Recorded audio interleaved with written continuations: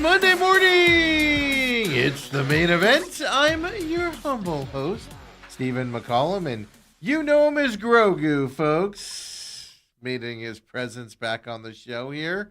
Oh, there's somebody else here as well. Sparky. Sparky's here also. Look at you. You And went then- back in the storeroom and found what well, you Ethan, needed. Ethan found it back there. Okay. But most importantly, folks, 17-year NFL veteran, 3-time Super Bowl champion for your Dallas Cowboys, and he's just sitting around wondering. We're just all wondering if he was coming in today. We were wondering if he was just going to take the day off randomly. And I can tell you this, folks, around here, people have just gotten tired of him taking random days off around here as well. Dale Hellestrae's here, everybody. Well, Stephen, I'm here somehow, some way. I took treatment, took some drugs this morning. You the wind at your back all weekend made you sore? Got a shot, had to drive all the way out to freaking Apache Junction. I know. I know about noon, I was like, oh, I forgot about that. I was going to drive out to Prospect Park and just wave at Dale and welcome him to the Far East Valley, and I forgot all about it. Tell you what, it's probably been 20 years since I've been out to Apache Junction. Changed a lot. It has changed a lot. Yeah. There's some nice areas out there. Wait until they finish. It's always been nice up against the mountain. It's always been nice. Okay. But no, wait till they finish. What is that?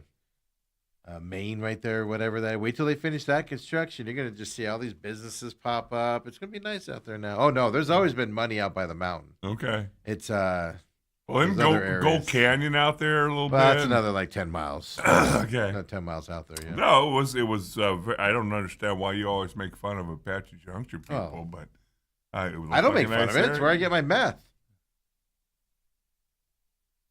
For cheap. Wow. That was a cheap shot. My goodness. Oh, accurate. I'd never drive to Apache Junction. I do. I drive to Apache Junction. Well, I used to drive through there all the time when I could be on my way to the lake with the boat and towed. How long has it been that you've had a boat? Well, I technically still have one. I never take it out. My dad and my sister and my brother take it out more than I do nowadays. Okay. But I haven't had a boat since before COVID. I sold it right before COVID happened. Actually, that was kind of a weird time to sell it. Yeah. I used to have a pontoon boat. Oh, really? Okay. Yeah, I have a friend that I just got tired of working on it all the time. That was the problem. But yeah, no, it's gorgeous out there. You survived. Good for you. You survived Apache Junction. I did, and I was surprised, and a lot of kids showed up. Fun morning, but when you get in your car and you see maps on a Saturday morning, see an hour and 10 minutes. Was it an hour and 10 minutes from your house? Not. I'd say. I also 45 minutes at the I most. also found out my car, when you put it in cruise control, steers itself. Oh, you just learned that now? Yeah. That's a new technology. I still can't figure out how to get my interior lights on, but That's a fun thing to have until you go into turns. Then it gets a little hairy.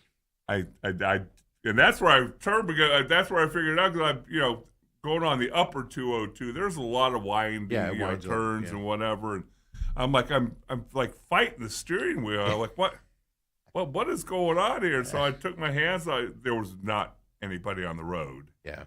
And It's so Saturday morning early. There's nobody. I took my hands off the steering wheel. It's like it just stayed right in the middle.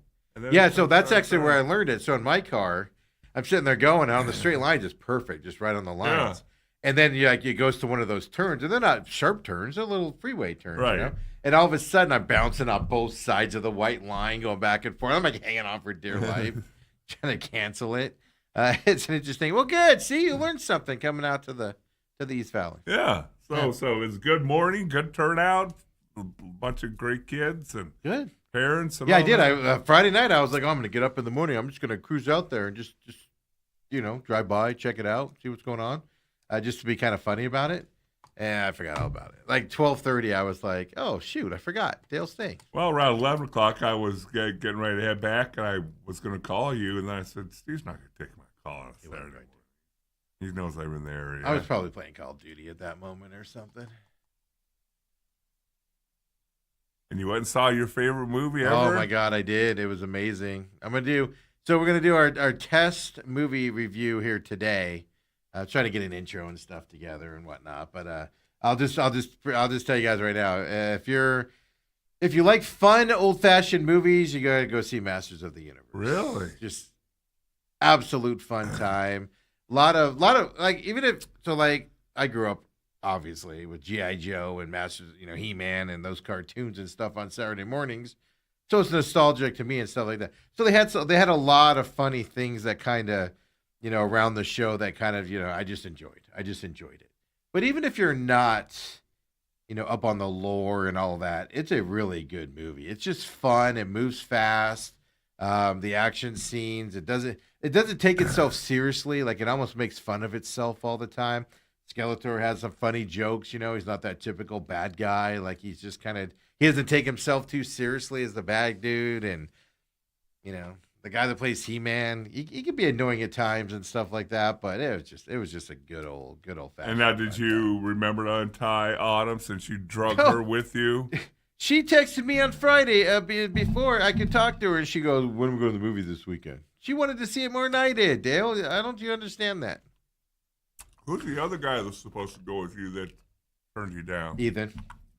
Yeah, and he's like, "Well, Supergirl comes out in a couple weeks, and I hate the Superman movies. Hate them." And I'm like, "Oh, good. Find somebody else to go." Now we've established that you're not going to go see my movies you don't want to see. I don't want to go see those crappy cartoon, comic book movies ever again. But did I just hear him talking that he might go with some friends? No, good. Let's make it happen.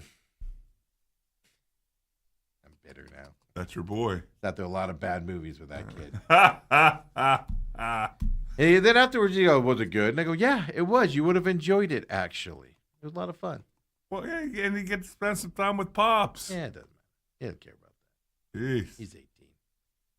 I only exist when I pay for stuff. Oh. When the wallet comes out nowadays. That's kind of interesting. Yeah, other than that, I don't exist.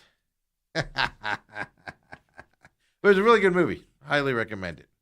It was just like, a best way for me to describe it would be, it was like your typical 80s like action movie and stuff like that. All it was missing was like the giant montages with music and everything. It was so great. Okay. It was so great. I had so much fun. It was so much fun. And I don't think you have to know the lore and stuff like that. It's just an entertaining movie. That's all I can say about it. I don't want to ruin it. I don't want to get into like plot details, which it's not deep, folks. It's Masters of the Universe. It's not deep. I did see like several reviews going into it beforehand. And like people were like, "Well, the main character's story doesn't flesh out properly, and we don't get enough character depth. I wanted to learn more about this character." And I'm just sitting there like, "All right, movie review loser, settle down. It's literally Masters of the Universe." He's expecting freaking Goodfellas or something out here. So go see it, Dale. Or at least wait for video. You should see it. I did. One of my favorite parts that I haven't seen anybody talk about, product placement in movies just annoy me. Like, I'm almost to the point where, like, if you're holding the Pepsi bottle with the label out while you're drinking it, to do, it almost makes me not want to use the product because I'm like, that's stupid and lame. Like, nobody does that. Right. So it bothers me. But this is Amazon owns MGM Studios now. And they had the best product placement ever. And it was so subtle. So subtle. So, like, there's this bad guy on Earth, and he's, like, running through it or whatever. And literally this Amazon truck just runs into this other vehicle. That's all. You only see it for a second. And I was just like, that was the best product placement I've ever seen in my life. It's just a random car just running into, Amazon delivery truck. That's how much I enjoyed it. Was that I saw that, and normally I'd be like, garbage. And I was like, that was an amazing product placement. That Amazon truck getting in a car accident was amazing. Those little things that 95% of other people don't even pay attention to. At the end, they're all standing around laughing, and they're doing that 80s cartoon laugh, Dale. You wouldn't know what this is. But they're all standing there, like with their hands on their hips, and they're leaning back going, It was so great. I was just giggling watching them laugh like this because I'm just like, that's every cartoon back then. Well, I'm glad you enjoyed it. Nobody else is going to get that. I hope Autumn enjoyed it. She loved it. Yeah. Wait, were there any other people there? Or you and Autumn have the Well, we went to the 10:30 a.m. showing yesterday. So we go to those showings, one, because, I'm back burner these days to Autumn. So I have to fit around her other schedules and stuff. So we went to 10:30 a.m. yesterday. Okay. And everything. So, I have to, he has to squeeze me in. The reason why I like going to the early showings is they're less crowded, less people talking and stuff to that effect. Yeah, but the popcorn doesn't taste good. It's fresh. What are you talking about? Okay. So you got to be the first one in there, but you also got to make sure they're popping popcorn because they will save the popcorn from the night before and throw it trash bags. So you got to make sure you get the fresh stuff on. There was fresh popcorn at 10:30. Plus you show up, because you got 30 minutes of preview. So you show up at like 10:45 or so. So that way, all the people before you get all the leftover popcorn, the bad stuff. The tricks of Steve's trade. I'll tell you all about it, folks. Amazing. I'm all itchy today for some reason. Got fleas or something. I don't know. No, I know why you're itchy. You're itchy because we should be in New York City getting ready for the game tonight, Steve. We should be doing this show from New York City. Oh. I mean, you could have bought the 2 seats on the floor, made a $1 million donation, and we'd be sitting there. I would never support James Dolan in any faction. I told you, I want to go see Kenny Chesney at the Sphere. And my hesitation is only that James Dolan owns the Sphere, his companies. And I don't want to do it. I need somebody to give me the tickets. So I'm not personally giving him the money. So if you have a couple Kenny Chesney Sphere tickets, I'll take him off your hands, but I'm not paying you for him because I'm not supporting James Dolan. I'll take you to dinner or something, but I'm not personally supporting. My money's not going to James Dolan. Well, there were some upper deck tickets for $10,000 each. Yeah, that's ridiculous. That is ridiculous. For Game 3, Game 4, I can almost, if it's a 3-0 lead after tonight, I can almost understand paying because you've been winning since '73. Yeah, to watch your Knicks win a championship. I can understand. I would never do it, but I can understand somebody spending $10,000 for upper level seats to be there when they win the championship. But Game 3, I don't understand why you would spend that kind of money for a Game 3. That means nothing. I mean, what's going to happen tonight? You're either going to be up 3-0 or down or up 2-1. And why are you going to spend that kind of money for that? If you're going to spend that kind of money, you better be getting something out of it. That's the worst fear on the planet. Then you buy Game 4 tickets, which would be more expensive if they're up 3-0, and then they don't win. And you're like, well, that was a waste. Well, now I got to talk to my landlord. I don't have rent this month or the next 3 months. Well, I for some reason, I have a sneaky feeling that people who are paying $75,000 for some of those lower level tickets, they probably have a little change laying around, Steve. Could you imagine? You're like this big stockbroker, and you're like, I gotta give my customer tickets to this game, and then you tell me, hey, I spent $10,000 on these tickets, man. This is gonna be fun. Let's go. And you just keep marching to the top of the stadium. Keep walking. Yeah, and you're like, $10,000 bought us these? How disappointing you'd want to be. I know. There's no sporting event ever that I'd want to spend that much money on. No. Ever. Number one, you don't even know it's going to be a good game. For the Knights game on Saturday, I was watching the tickets.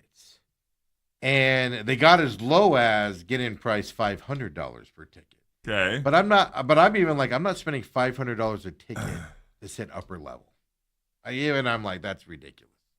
That's ridiculous. But even lower level, same problem. Or mid-level even. They have like a mid-level in that stadium, T-Mobile. And I'm like, all right, I'll spend $800 per ticket for that area. Like, that'd be fun. You're down low. You can see the game. It's once in a lifetime. Well, 3 time in a lifetime experience if I would have gone because the Knights have been there 3 times now, stuff like that. So I was like, oh, it's cool. But they were all like over $1,000 and I'm like, no, I'm not. No, I'm not spending that much to go. It's stupid, ridiculous. And you had to drive there, drive home. There's just a limit to what the experience is worth. Although you missed a hell of a game. Oh my God! If I would have spent that money and lost, I don't I would have just lost my mind. That drive home would have been expletive filled. Ended up being a great game, no doubt about it. Yeah. Because even it's funny too when it faced off. When the face off happened, I was like, if we were there, we'd be on our way home by like 8, 9:30. It's like, oh my god, so much later, double overtime. Great game there as well. So anyway, that was my weekend. That's all I did all weekend. Masters of the Universe. Watch a little sports. I'm sure. I had sports on. I was actually had the golf tournament on Saturday until the rain out came. The rainstorm came. That's Columbus for you. I did not pay attention to it. I saw like 4 guys were minus 11 on Sunday, but I didn't turn it back on. But I mean, that was, and it wasn't.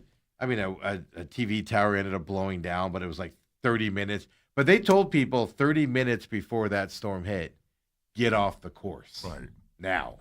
So they knew something big was coming. And then you saw it. You were like, oh, my crap. It was like one of our monsoon storms but it was longer than the 5-minute monsoon storms that we get here, and then it just disappears. This was like prolonged and all that. But then you had the women's golf tournament, which I did see highlights of that because it was the U.S. Open, of course. Yeah, right? At Riviera. I saw some highlights of the IFL. I didn't watch. Rattlers were off, so I kind of didn't pay attention. I watched it, but I didn't log in and pay attention to that and everything. But saw NASCAR. I didn't get all the Cup racing. I know who won, so I got to go back and watch that later on today, and things to that effect. IndyCar was delayed by rain last night. Where was that at? St. Louis, outside of St. Louis. Okay. My guy ended up winning it. Josef Newgarden did get the win, but delayed by rain there. In the middle of the race. It's just rain's ruining everything these days, man.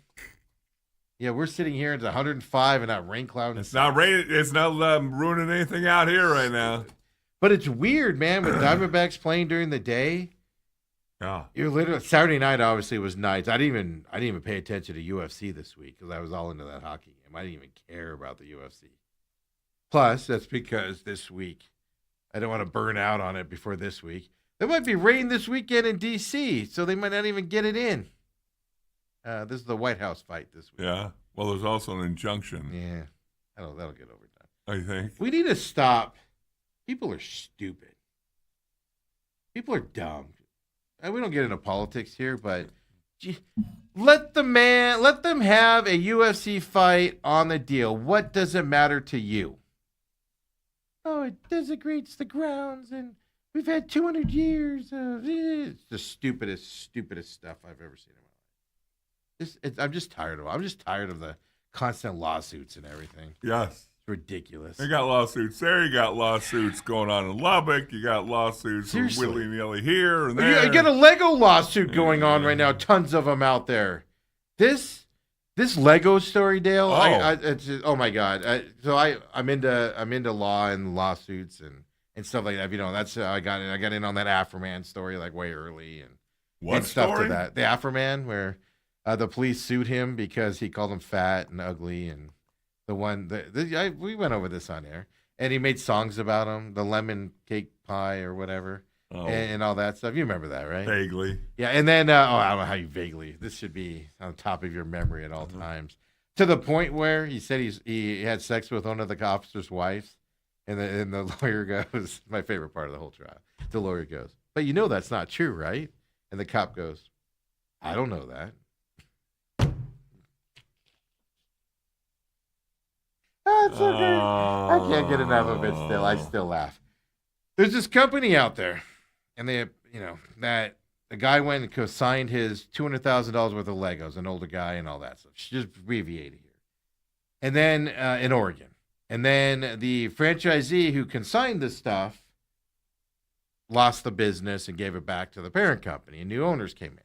And all of a sudden they claim, we don't know anything about these $200,000 in Legos and all of that. So the YouTuber gets involved and starts throwing them and putting pressure, doing videos on it, so it blows up everywhere. The company has said that, we don't know about it, even though there's video of them saying when they took over the franchisee, they said, we'll take care of the consignment. We all that stuff. Most of the inventory in the store was all these rare Star Wars collectibles and stuff to that. It's this big old thing. So now they got stalking charges against this YouTuber because he was trying to serve lawsuits. The police department up in Utah, because that's where the parent company is, they're trying to serve the CEO. Now the YouTuber has stalking charges against him because the parent company of this franchise, Lego franchise, it's not Lego, it's a franchise that does secondhand Lego stuff. And so now the CEO is using the police force. And the police force redacted all of the videos. Then the police force over the weekend or Friday last week accidentally put out the unredacted audio files and sent them to somebody. So now the unredacted video files are out there, and it shows the police colluding with the CEO of this company. And now people are all upset with all these franchises, which there are some here as well.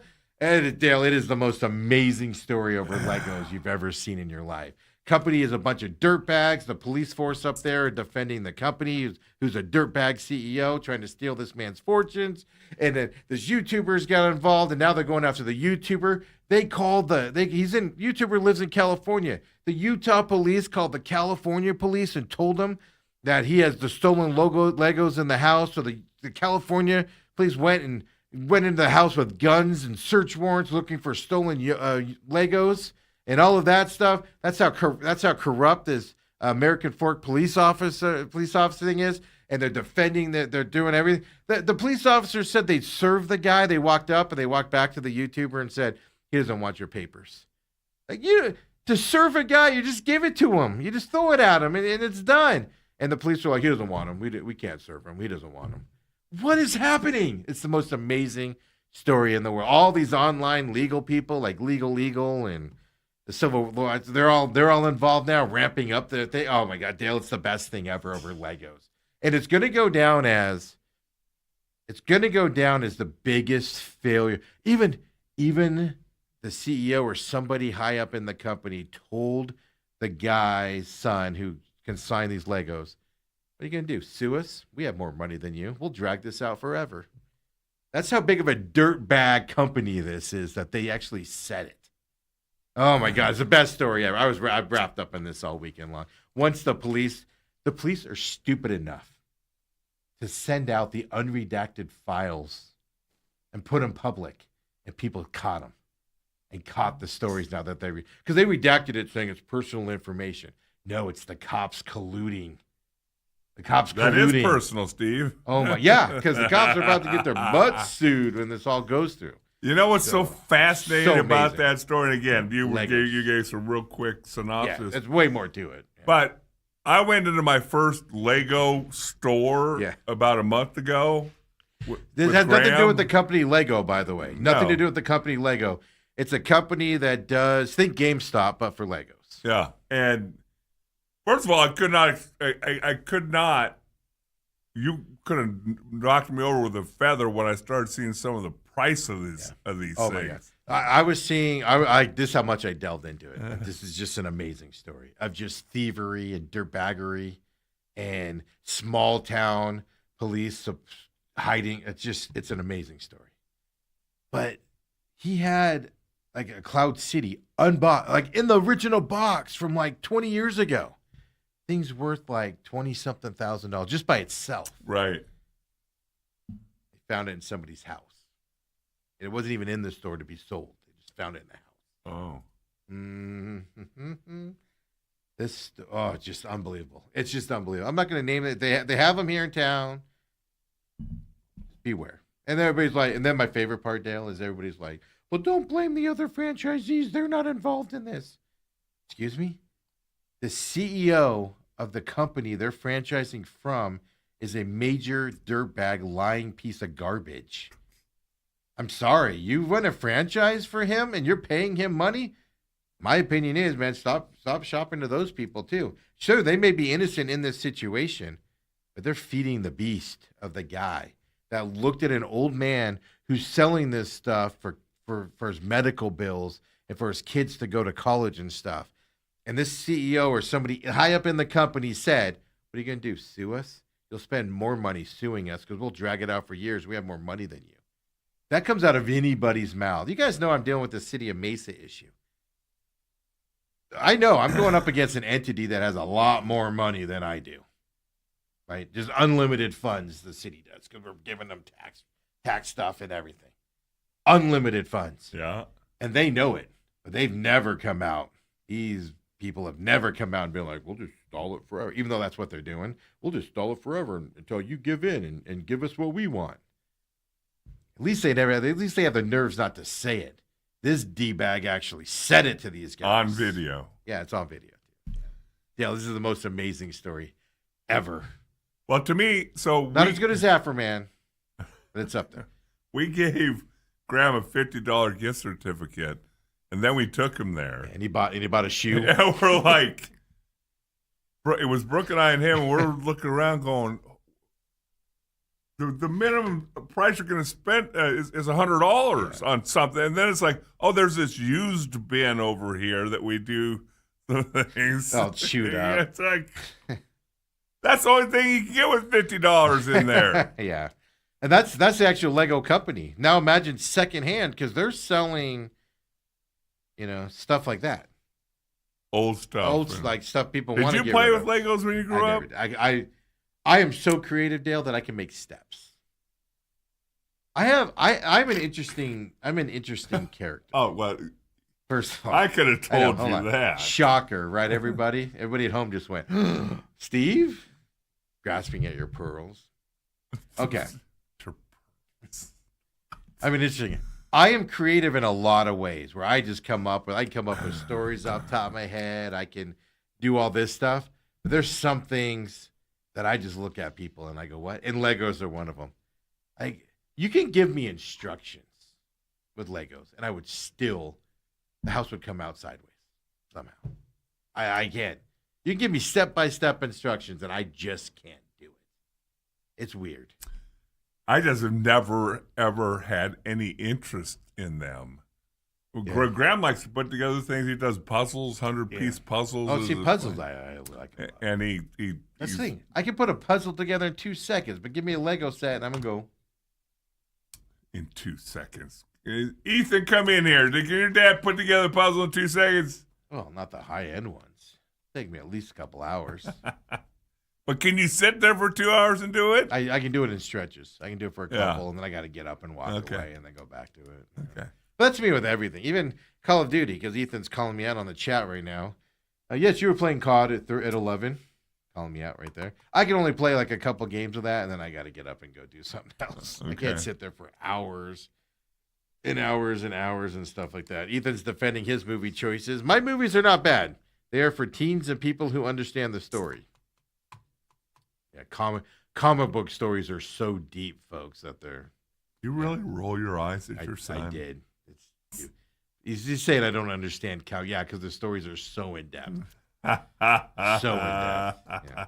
Robert says, what game is tonight? D-backs don't play and hockey is tomorrow. Well, that's the problem. You have a choice tonight. Nothing, or catch up on the Lego story, or watch the NBA basketball game tonight. Well, and if you have certain TV providers, you have to go to the sports bar to watch it. That's still going on? Yes. Oh, my God. I double-checked last night. I went to ABC, and it's like, because on the guide, it has whatever show's on. Then you go to, it's still not there. That's the thing. That's the thing that makes me the angriest. Why is it even on the guide? Yeah. Don't you just take the whole thing down? Don't you just say, contract dispute? Yeah, not available right now. Contact this entity and complain to them. Yeah, I don't get that. Why do you keep advertising for it if that's the case, right? But anyway, that's what I did this weekend. But I'm just tired of everybody lawsuits everybody now, and including City of Mesa and I'm going to sue you. City of Phoenix and City of whatever. It's ridiculous what we do nowadays in this society. What's wrong with everybody? You're mad at them. You're mad at the Diamondbacks. You're mad at Marte. You're mad at I'm not mad at Marte. Cardinals. It's just good to see that what we know is happening, and we've been telling you here what is happening with Marte, that it's coming out again. How are you going to cover this one up this time, Diamondbacks? Because last year they tried very hard to cover it up to the point where Marte had to come out with his interpreter and apologize to the world. How are you going to cover this one up, Diamondbacks? Because it's the same garbage that you keep allowing to happen? Because you're afraid of the guy for some reason. I don't get it. You're going to take a hit. I'll just say, you're going to take a hit in terms of how good your next player to step up. But you have guys that can play second base. And you're going to take a hit, and what I mean by this is you're going to take a hit at time. When Marte's on, he's on. And you don't have anybody that can play second base that's as good as him when he's on. He's off a lot more than he's on. Here's the other thing. You're going to take a talent hit, but aren't you going to be happier? Like, it's like the guy that gets divorced, and he's dating, ugly people, or the girl is dating ugly people now. Yeah, they step down, from probably what they got divorced from and everything, but they're just happier. They're just happy. Or, like I was saying, might be time to go take a break. What gives you any indication that Marte was going to change his spots? Well, that's my point. But knowing that he was going to become a player that can now dictate where he goes. Yes. And with the 10-5 rule. Yes. It's you knew what you're getting. If anything, it's going to get worse. Yes. And you allowed him to sit out that Dodgers game. We'll talk more about this coming up. But you allowed him to sit out that Dodger game with Ohtani pitching. You allowed it to happen. And you think it's going to get better now? And you don't think his teammates notice? Oh, they all notice. And I think I contend I'm not going to say it's tearing the locker room apart, but it's not good for that locker room. There's some stress in there. They may not be vocal about it and stuff like that because maybe they don't feel like they can be, because why would you? I would not speak up if I was in that locker room. Because why? Because Torrey and Hazen are going to defend Marte. They do it all the time. They came up with a made-up excuse on why. Just say he needed a day off. That's all you got to say, Dale. But what did they say? His back and his hamstrings are bothering him, so he needs a day off. So we're giving it to him today. Just go. He needs a day off, and we're just giving him today off. His numbers are bad against Ohtani. By the way, everybody's numbers are bad against Ohtani. There you go. His numbers are bad against Ohtani, so we're going to get a guy that hits Ohtani a little bit better out there. That'll see the ball better. You could even say a baseball side of it. But instead, what do they always say? Oh, Marte. That's the signal that Marte doesn't want to play. My back and my hamstrings hurt. Yeah. So that story's back out there now. How are the Diamondbacks going to defend it now? Last year, they defended it as best they could. We all called BS. But they defended it. Now what are you going to do about it? Because this is what Torrey's fired at the end of the year. Because if you don't make the playoffs, I believe he's gone. Yeah. If Torrey is fired at the end of this year, this is going to be the story of his tenure here. Too much of a player's coach. And only certain players, too. He treats the young guys harsh. Yeah. Brandon Pfaadt, this is what he needs to work on when he goes down there. I told him this and everything. This is what this guy needs to work on. Jordan Lawler last year. Bring him up and don't play him at all. Well, we need to see more from him and blah, blah, blah, blah, blah, blah. This is where his deficiencies are. Have they ever said what Marte's deficiencies are? Because your best ability, Dale, is what? Usually availability. Availability. It drives me nuts. And this is coming out early, too, folks. Yeah, we're not even in the All-Star break yet. Yeah. What's going to happen around the All-Star break? Robert says, D-backs floating this story now makes no sense. Okay, I agree with you on that. I got a thought on that. He said they found no suitors when they could trade him, and now they can't without his blessing. Yep. This is the thing that shocks me. And I'll say this, and then we'll go to break and come back and talk about the floating the story now. I have a theory on this. Basic theory here.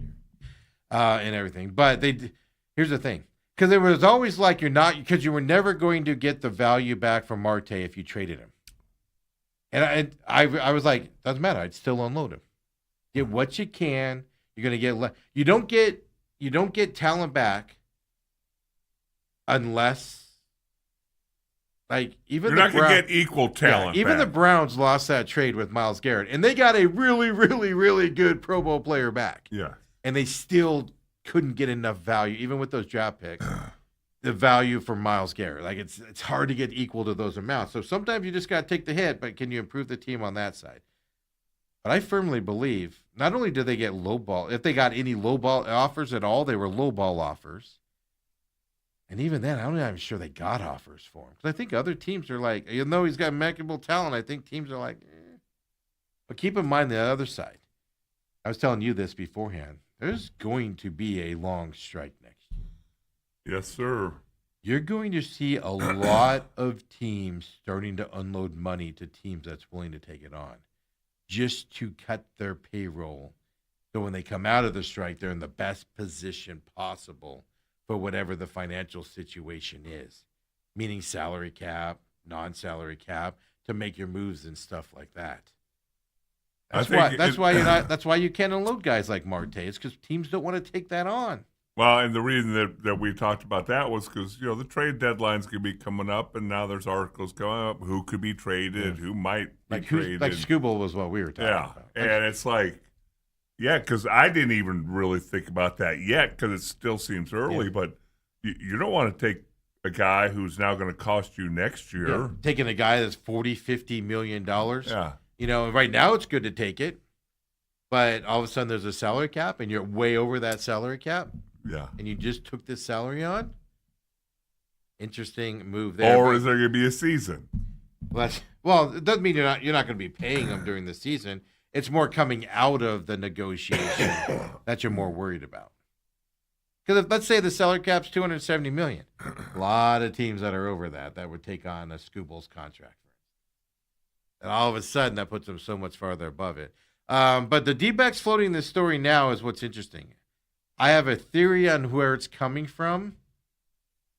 And this is what makes it even more alarming. Stick with us, folks. Come on back. Main event. Coming back.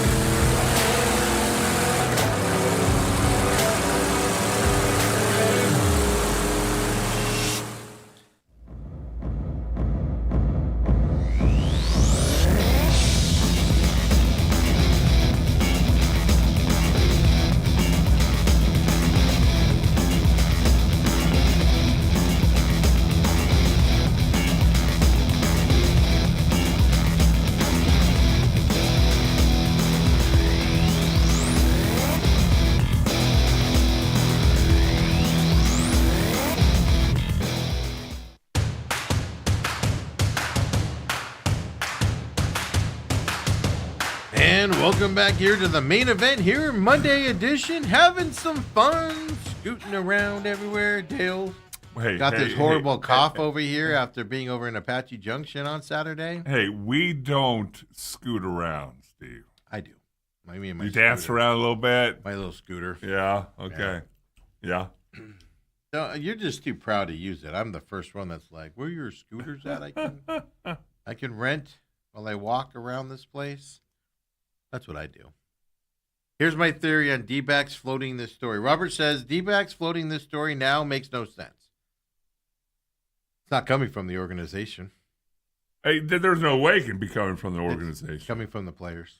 I would put a lot of money on it. It's players speaking up. Players are tired of it. Players, him sitting out that Ohtani game against the Dodgers, and players went, here we go again. They might have already been feeling it and stuff like that. The player, I firmly believe the locker room is floating this to reporters. Bob Nightingale, for instance. I would not be surprised. It's coming from players, folks. Now, the organization is probably up in arms that this is out. probably up in arms because now they're going to do what they did last year. Circle the wagons around Marte. Be soft gloves with him. Maybe Marte gets his interpreter again, stands in front of his locker and says how he needs to be a better teammate and blah, blah, blah, blah, blah, blah, blah again. But it's coming from the players. How many players are playing injured? How many players are fighting to get into games, right? They take Corbin Carroll takes the ball off his head. They send him out the next game right back out there. And Marte's just like, I'm tired. I got to sit out today. I'm telling you, my theory is it's coming from inside that locker room. There's strife in that locker room, especially the other interesting side about it is it's getting steam. This team's struggling at the plate right now. Now, Marte, 2 game-winning home runs against the Dodgers, 2 separate games, right? Mm-hmm. But I don't know what he did this weekend. But at one point was 2 for 29 or something like that. And his 2 hits were the game-winning home runs. But 2 for 22 and taken out of a game, that's not what you do when you're the leader of the team and the highest paid guy out there. And supposedly your best player? Perdomo's sucking right now. Is he taking games off, Dale? No, he'd probably like to. You don't think he wants a couple days off to be like, I gotta go hide for a little bit? He's out there fighting. One guy has to go, best pitcher in baseball's on the mound. So it's coming from the players. It's coming from inside that locker room. And the organization today, I guarantee you, there's meetings between Hazen and Torrey and Derek Hall and everybody going, crap. How do we cover this up now? That this is now leaking again. Well, again, here's the thing that always gets me, whether you're talking to some of these football players who are consistently unhappy wherever they are, thinking that, they go to this team, it'll make them happier, and, we pay them more, it'll make them happier, and it doesn't work that way. And what on God's green earth made you think that, when he gets control over us, I'm sure he'll be happy. Is Marte unhappy, though? Well, he might not be unhappy because he enjoys it. I don't think he's unhappy at all being here. I think he loves being here. I think he wants to finish his career here. But why wouldn't you, Dale? You can just go in one day and go, I don't want to play today. And they go, okay, go have a seat. We'll make up some excuse for you. Why would you be unhappy? What's going to make him unhappy, Dale, is them going, no more days off unless we give it to you off. No more, your back sore, we'll stretch you out. Yeah, but again, and I've always said this, the coaches who start off strict, who are hard drivers of men, you can always back off a little bit. You can't go in soft, players coach, whatever you want, player, and then try and come down harder. No, there's no fixing. My argument is there's no fixing this. Right. And I tend because you didn't trade him. You didn't trade him. I mean, you've been in locker room now, not a baseball locker, but you've been in locker room. Right. Once there's I'm going to call it a cancer. That might be a little too tough talk on Marte. It might just be a disagreement where players are like, kind of like you're talking when you talk about. For those of you that listen a long time, you know your stories about Dion and what he did to that locker room. Heck of a talent. Everybody wanted him there. But man, those little things he did were not wanting to practice. And then all of a sudden, other guys are like, he's not practicing. You don't have to practice. And you get those little strifes in the locker room now. And you got the guys going, no, you need to practice. That's what's happening with the Diamondbacks with Marte. So it's not like there's a hatred out there. But guys are like, dude, we're putting our body and our minds out there. And we're doing all of this stuff trying to get better. He sits out the best pitcher in baseball. Doesn't even want to compete in that moment. See, I did not even put that together. I thought it was against. I didn't even realize it was against Ohtani. It was specifically Ohtani. Well, he went against the guy afterwards. He went against a guy named Cavalier. That's 3-4 for the Nationals. He didn't get a hit against him either. I know. He's in a pretty big slump right now, Dale. Maybe he's just dreaming of the All-Star break and hitting up going back home again. Well, the thing is, this time there might be a couple of the Diamondbacks going with them. A couple pitchers might be going with and not allow them to come back. No, you're getting on the same flight we are. You're going home. Yeah, it's there's two ways I see the Diamondbacks going with this story breaking in early June. They're either going to rally behind it, meaning Marte is going to stop being this way. I don't think that's the way it's going. Or the strife's going to continue and it's going to get worse and this team's going to go on a bad slide coming up. The locker room is going to become splintered. Yeah, splintered. Guys are going to go, let's just ignore Marte. It's kind of aloof anyway. But you'll still have a couple guys that are on his side, and then those teammates will argue and not get along. And I don't know. I think a baseball locker room probably it's the most imperative one that everybody gets along. I agree 1,000% with that. They are literally together. At least football, right? You practice every day, but it's a few hours and you can all go your separate ways. Yeah. Baseball, you're together all the time. These road trips, you're together all the time. You're going to the ballpark early. You're hanging out for hours beforehand. Yep. Even after the game, you're there for an hour or so afterwards together. And you're traveling together and stuff to that effect. Even if you get a go home, like on a homestand, like Saturday night, some guys went out, some guys went home to relax, whatever. Right back there early Sunday morning, getting ready for a game with all warm-ups and stuff to that. To me, baseball locker rooms have to be the most, everybody gets along the most. You cannot have somebody fracturing it. And I think we have a fracture in this locker. I felt we've had a fracture from last year and the year before. My favorite one is Blaze Alexander. End of the year last year, they're fighting for that playoff run. Takes that ball off his elbow to the point where it was swollen and you could see the threads of the baseball in his arm. Played the next day, Dale. Yep. Marte fouled the ball off his shield on his shin. Needed 3 days off.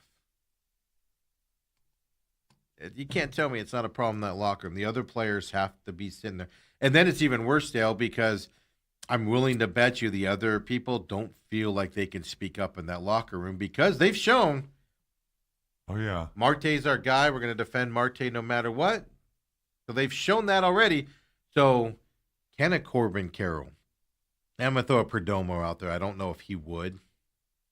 If I don't know if you turn your back on a, fellow country mate, out there, stuff to that effect. But can a Corbin Carroll say something? These other leaders, can they step up and say something? Can a pitcher? I don't think a pitcher can say anything because they're every 5 days, and that might be a deal. Or does Corbin Carroll even realize, doesn't matter what I say, they're going to side with him? Oh, yeah. I think that is more dangerous than anything because that's where you get the leaks to the media. Is when the players will go, well, they didn't listen to me when I brought it up last time. Blaze Alexander brought it up. He gets shipped out. Oops. It is an amazing thing to be watching here. But I have a feeling we are in a dangerous territory for this locker room. For the Diamondbacks. Teetering. I'm not saying things are going to break out. I'm just saying hard feelings are out there. How does that manifest itself? And this is a team that's showing right now they can't hit. How do you get out of slumps, Dale? You all work together. You watch the film.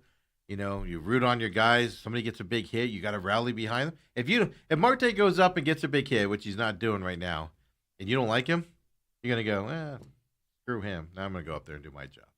You're not going to get that rallying effect. To me, the biggest thing is it caused a rift last year. Mm-hmm. He addressed it.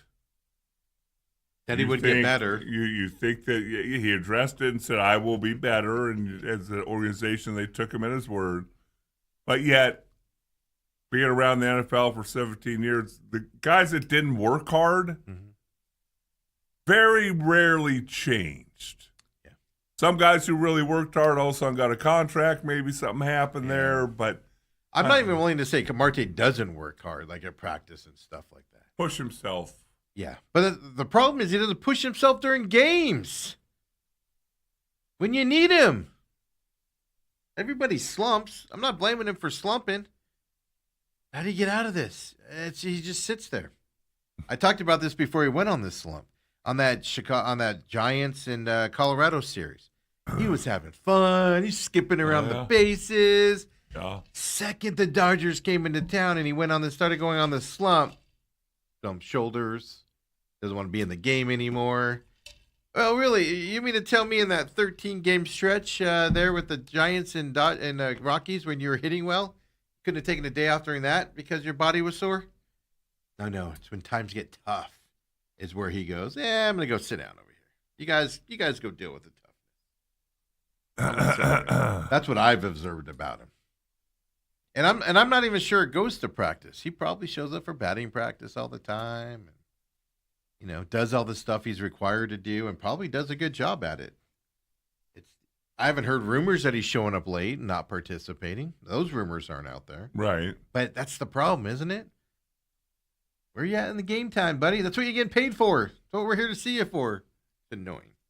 Here's the other thing, because Diamondbacks lost 2 of 3. Yep. Dale, on Friday, you said, and I even agreed with you, Diamondbacks would win 2 of 3. Yeah. Well, and they didn't just lose. What was that score Friday night? 14-1 or something? 14-2, something like that. Yeah. I don't know. I turned it off. I had no desire to watch it. Your boy Merrill Kelly's ERA is now up to almost 6. Erod pitched good, though. I felt he should have won. He could have won that game if there were bats at all. Right. Then yesterday, of course, jump up 1-0 in the first inning. They tied it in the second, and then they scored it was like 3 in a couple innings around the 4th or 5th inning, something like that, as well. Tap on one later in the inning as well. But Soroka and Erod are your best pitchers, man. It's not even close. If we would have said that at the beginning of the year. Yeah.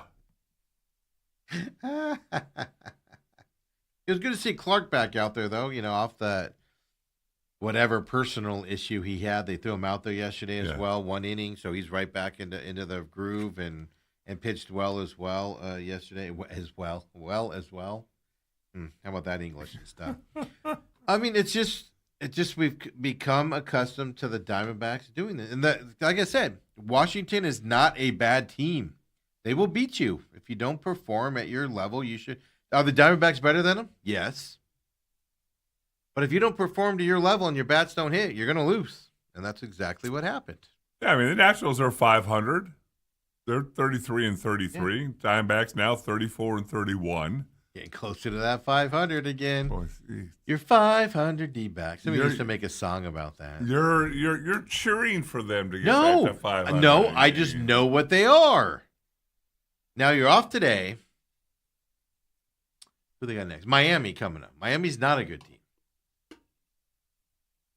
But you're going to Miami.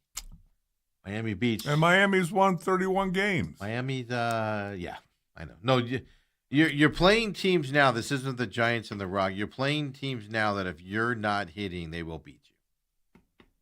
And they'll beat you 2-1, 1-0, whatever you need to. Because then you got Cincinnati coming up next, folks, after Miami, at Cincinnati on top of it. Throw up the, really quick, the NL West standings for me. Really fast here. This is the interesting thing. As bad as the Diamondbacks look at times, oh my God, the Padres are terrible. Diamondbacks are 3-7 in their last 10, Dale. Uh-huh. And who's worse? Padres, man. They are not good. Machado's batting 169. What's he make? $40 million a year, something like that? A lot. A lot of other guys are struggling on the Padres. Well, somebody's losing a job here soon, especially with new ownership. Somebody's losing a job soon if they don't turn around that $800 million infield that they have there in San Diego. But they're god-awful terrible right now. So it is exciting. You're in that second spot. I mean, you're still vying for the wild card spots. So throw up the wild card stats for me here if you're the current standings here. Diamondbacks still holding that third spot. Phillies passed them there, and then the Cardinals, of course, leading the NL wild card. Padres out of the playoffs right now, half a game. But here's my bigger point here. Nationals, by winning 2 out of 3, they're at 500. Like you said, they're playing themselves right back into this wild card thing, where now you're going to be competing with them here, 1.5 games out. The Reds are 2.5 out. You have a bad series against the Reds, they're playing themselves into the wild card picture. where you're going to be competing with them. The Marlins are 3.5 games out, Dale. You have a bad series against the Marlins. They're playing themselves back into the wild card here. You're playing teams that are behind you. You cannot give them a reason to come and get into this thing to where you're competing with them on a day in, day out on the wild card side. You should be shutting these guys down and making it harder for them to catch you. You're letting them come back into it at this point. This is a dangerous game you're playing right now if you're the Diamondbacks because you can't hit. Yeah, between you and Brooke, sometimes you guys just drive me crazy. What? Honesty and truth? We were watching some of the College World Series game last night. Oh, there were some good games in there. He's like, how do you not hit that ball? I said, because it was 94 and it's dropping. Jack Summers put, let me see if I can find this really quick. Jack Summers put, again, those SI guys are the best guys to follow for your Diamondbacks beat writing stuff and things to that effect.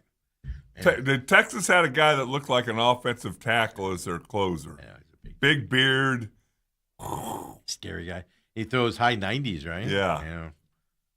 Freaking Texas. We'll talk about them. Oh, I hate them. Freaking Texas. They just softball. Softball hasn't won a championship in 100 years. Go back to back now. And they beat Texas Tech both years on top of it. Burnt orange. What a ugly color. I know. Let me just see if I can find this stat really quick here. It's a certain pitch the Diamondbacks can't hit. I'm not going to be able to find fastball? it. No, well, yeah, right. No, it's like a sinker or something. I'm pretty sure Jack Summers put it out.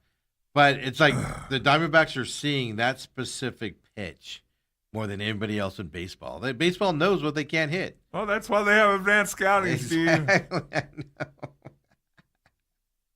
It's nasty. Maybe it wasn't him because I didn't see it. Well, that's why you always see, not always, the majority of the time you see young guys come in. If they're hot, it's the second time around. Yeah. You start seeing the off speeders, right? Yeah. You're starting to see those curveballs and things to see if they hit them. So I'll see if I can find it here during the break coming up. But then we got a little talk about here before we move on. Remember the days where here in the Phoenix area we didn't let cheaters and malcontents on our teams. We kind of revolted against them. Uh-oh. Diamondbacks signed somebody yesterday that is eligible to play coming up June 25th after his 80-game suspension, Dale. For steroids. PEDs. Come on back. Main event. Second hour coming up next.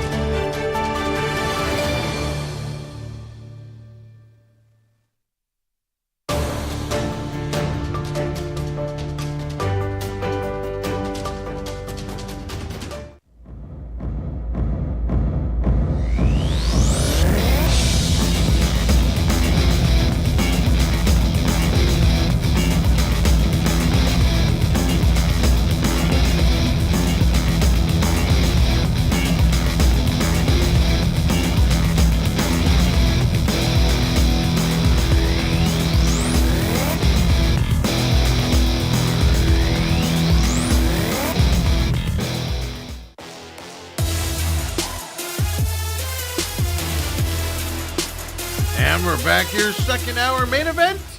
Appreciate you joining us, whether it's live here on YouTube, catching us on demand later today, listening to the free podcast as well.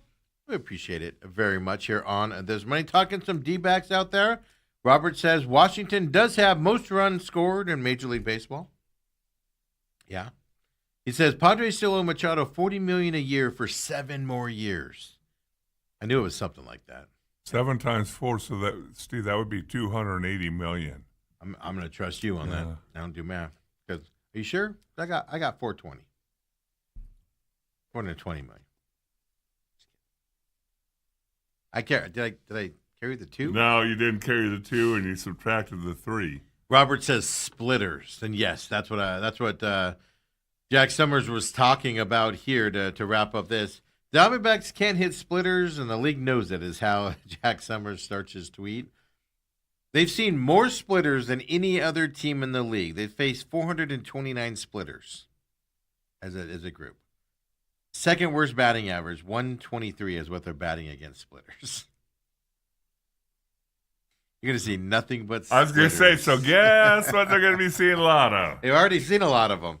There's going to continue to see them coming your way as well. I mean, this isn't a knock on a reporter like Jack Summers. It's fantastic news and stuff, and there's sites that do all that, and I don't delve into the weeds on stats like that, right? And things. So it's nice when other people do it, and we get it attributed to them and stuff like that, and everything. But I'll tell you this, and that's like I said, this isn't a knock. It might sound like it, but it's not a knock. But if a reporter sitting at home can find that stat, you can't tell me that every team in Major League Baseball doesn't have that pinned up. Like the Marlins have that today. Whatever they're doing today, if the Marlins are playing or not, they have in their reports and scouting for their pitchers, splitters. Oh, yeah. Splitter. Like, only word on that stuff is splitter. Splitter. Well, that's why if you watch a game, watch as they scour the field, everybody has a little thing in their back pocket. Yeah, the cheat sheet. And where the left fielder should be, because this guy hits 90% to the left center, or get over by the line because he tries it right down the third baseline. The scouting is so good. Now again, what you hope for is somebody hangs a splitter and you can take it out of the park. Yeah, exactly. And you're already always looking for mistakes because every athlete is human, and most everybody at some point is going to make a mistake, and you hope you can make it pay. Well, if you make a guy throw a lot of pitches and he gets tired and stuff like that, then they'll be more than happy to make a mistake. But if you're letting guys go into the 8th inning with 70 pitches because you're swinging at the first ones constantly, just saying, throwing that out there. Hey. But remember the time where questionable character guys just weren't going to be signed by our sports teams? Remember those days? Mm-hmm. A lot of guys that you could sign, but you're like, nah, we don't like the way they do stuff. We don't like what they've done. We don't like that stuff. Blah blah blah. Is that era changing now? Diamondbacks are so desperate for outfield hitters right now. With Lawler waiting to come back, he's in AAA Reno and things. You're going and signing a guy in Kepler, played with Philadelphia last year.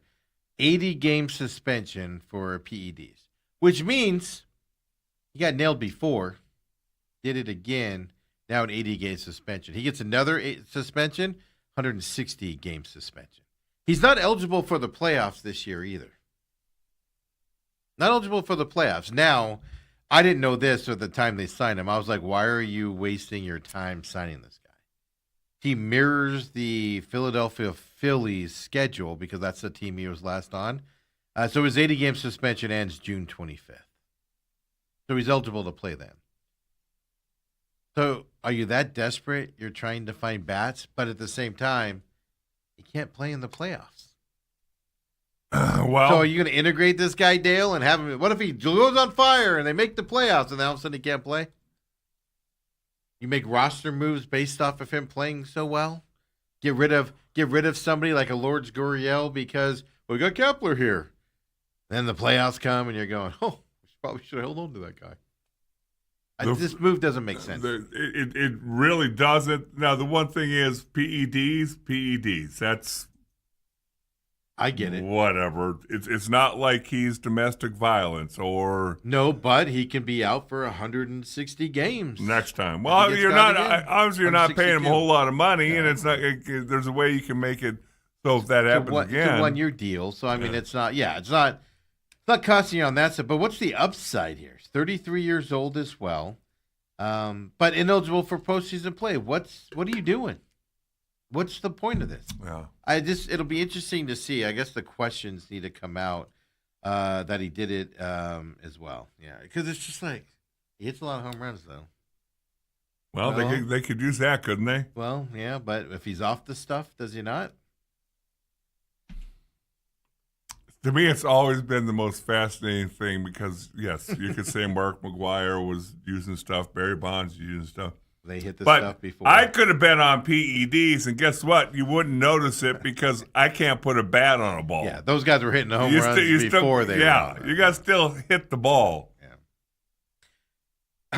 Yeah, but it's the recovery's time. He had a lot of injuries. 2024, I think he had a lot of injuries, and then came back in 2025. Turns out he's on something because he has to have an 80-game suspension and stuff like that.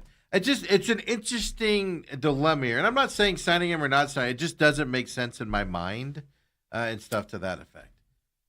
What doesn't make sense to me is what benefit are you going to get from him? Even if he comes in and tears it up for the next 4 months, Dale, and he's your outfielder of the future. You're going to lose your best outfielder going into the playoffs because he's ineligible? That's fascinating because he's suspended for these 80 games. June 25th is when he can return. So they let him come back, and then he can't play in the playoffs if his team makes the playoffs? Yeah. It's all part of that suspension. Collective bargaining agreement? Yeah, it's all part of the drug suspension. Postseason roster and eligibility rules, and it's because they put teeth into the the PED stuff and everything now, is what they did. So so those on the restricted list. Okay. They haven't been suspended for performance-enhancing drugs during that season. So no matter who you are, you're ineligible for postseason play if you're suspended at all for PD. Okay. Yeah, so that includes because there's one, isn't there one where you only get suspended for like a few weeks or something or a little bit of time, and then the second time it goes to 80 or something to that effect? I forget the exact rule now, but I don't know. It's just... They are desperate for hits in the outfield. There's no doubt about that. But you got Lawler coming back, Gurriel coming back, supposedly. Maybe he can regain some form. And a guy that hasn't played because of PEDs. I don't get it. Wouldn't that just be a Diamondbacks thing? He's our best outfielder. All of a sudden he's in contention for the second half of the season MVP and just jacks like 40 or 30 home runs. And you're like, hey, we made the playoffs and that. Oh, our best outfielder's out. Okay. I think it'd be fascinating to watch. And that's all I mean by again, it's a roll of the dice. Who knows what he's going to come back like? Yeah, it's not going to cost you anything. No. It's just again putting that in tune with the locker room question marks that you already have. Now you're bringing a guy with a PED. I'm sure the players aren't going to be like, you cheated, get out of my locker room. They're going to be like, welcome back. Welcome back to the team, blah, blah, blah. I think you could forgive that side of it because, he served his punishment and things to that effect. Just you're setting yourself up for just disappointment is my bigger point. On a team that already has enough disappointment, Dale. Right. Like if the Yankees were bringing him in because of the Aaron Judge injury, you'd be like, yeah, it's probably not a bad move for the Yankees. But they don't have the issues the Diamondbacks have. Well, and let's remember this, Steve. They have their issues, but if the playoffs started today, they'd be in the wild card series. I know. So this is where I get frustrated with the Diamondbacks. Let's see where they are at the end of the year. Yeah, but hey. Yeah. Enjoy now. The last 2 years, they should have been in the playoffs, but locker room issues, Marte sitting out, other locker room stuff, kept them out. They weren't able to push it over that bump. Adding Kepler, going to get you over that hump? With already that stuff? Interesting. Just an interesting But I'll tell you this: it tells me the desperation the Diamondbacks might be seeing to fix this bad issue. They're trying. They're literally trying anything at this point to find somebody that can hit some baseballs. This is what this is telling me. You don't take a chance on this guy unless you're desperate for the position to get him in there and do it, in my opinion. I don't know. All right, we've talked too much Diamondbacks. Maybe I'm wrong on that. Want to talk some College World Series? You could be. You could be wrong. I'm never wrong, Dale. Come on. College World Series. Cal Poly, their reign of success was over pretty quickly. West Virginia destroyed them over the weekend. It was like 14-2, 12-2, 2 games in a row. West Virginia advances to the College World Series. Dale, you're Troy, whatever their mascot is. The Troy Swords. How is Troy hosting a super regional? And well, because they played Little Rock. Troy advances into the College World Series as well. Interesting stats here for you. For Troy, the Troy Trojans become the first team ever to reach the College World Series with 30 losses on the season.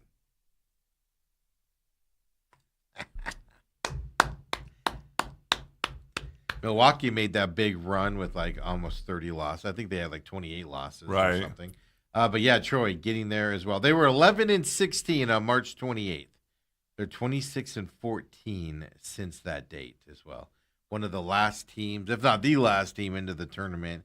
Second to last team getting into that tournament as well for them. So Troy moves on from that side. North Carolina, oh my God. USC wins the first game. North Carolina wins the second. USC has the lead, Dale, in the 9th. North Carolina goes, we got this. Jacks it. Now, interesting thing there. USC could have caught a ball in foul territory. Bounced off the net. Guy misses it. Gives North Carolina another shot. Walk-off hit right there. Well, they could have. The third baseman come over to catch a foul ball. He still had 3 or 4 feet before he got to the net. Yeah. So I don't know if his teammates weren't talking to him. I don't know. Yeah. Oh, it was a colossal mess up. It was an error. And again, you win the game. Yeah. You would have won the game right there, and you'd be in the College World Series. And then the actual hit that won the game, the center fielder slid like 5 feet away from the wall. But they were also playing in, which was the other mistake. So he was going backwards. Yeah, he slid too early. Yeah. I know. Trying to make the catch. He probably was just like, I got no chance. They slid feet first. No, dude, dive. Yeah.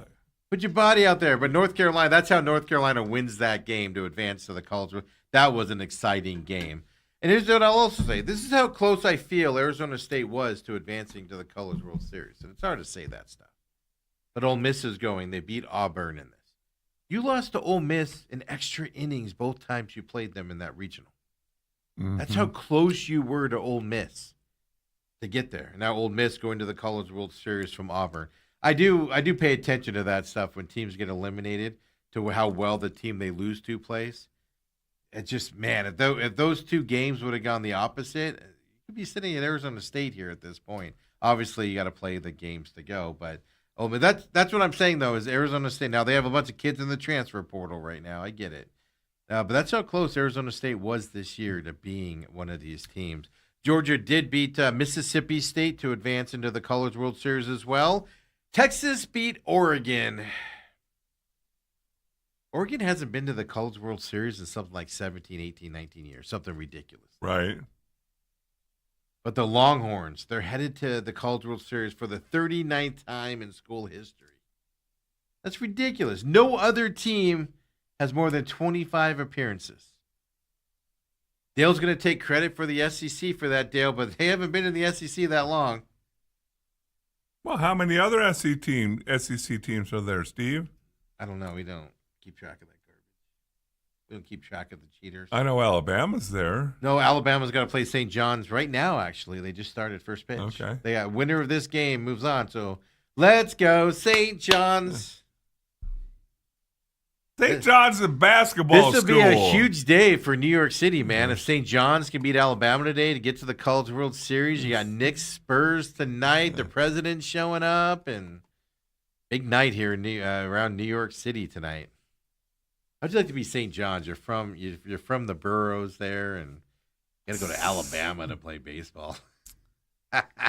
Question is, do you save your money and say we'll go to Omaha, or do you go to Alabama to? If you're St. John's? Yeah. Oh, no, you wait. I would wait. I can tell you this. It's not going well for St. John's. 37-2 in the bottom. I should be almost over. Bottom of the eighth, yeah, 7-2. So it looks like Alabama is going to advance now, moving forward, yeah. So you got Alabama, Texas, and Georgia, and Ole Miss. And you could have Oklahoma later because Kansas and Oklahoma. Oklahoma beat Kansas yesterday. Yeah. So you could have Oklahoma later. That's all right. West Virginia's winning it all. Doesn't matter. West, but I love the fact that their entire fan base sings. It's great at the end of the game. Yeah, it's just amazing. After a win, amazing. Yeah. And they stand there on the baseline, all protective and stuff West like Virginia, that. Mountain Mama, take me home. By the way, Oklahoma is going to win. I just looked it up because I said, didn't it get delayed? It did get delayed. But Oklahoma's up 8-1 on Kansas, and Oklahoma won. So Oklahoma is going to advance out of that and beat Kansas. The Big 12 would be in there if they just didn't play SEC teams all the time. So those are your updates. Or if the two teams had moved to the SEC for money purposes, it's just stayed in the Big 12. Oklahoma and Texas were in the Big 12. They're making a lot more money in the SEC. Yes. Unfortunately. I don't know. I'm trying to look up when that Oklahoma game will get wrapped up. Don't you just call it at that point if it's 8-1? Is it delayed again? It was delayed yesterday. It hasn't restarted yet as well. So I don't know when it's going to restart. That's the question. But, I mean, Oklahoma's win. They won the first game. They're going to win this one if it's 8-1. Maybe not. Maybe after this delay, Kansas is going to come out and just jack some home runs. And launch it there as well. Belmont Stakes was over the weekend, Dale. Yeah. The race that nobody gives a crap about, nobody knows even exists, unless there's a Triple Crown winner in this one. Two things horse racing needs to do.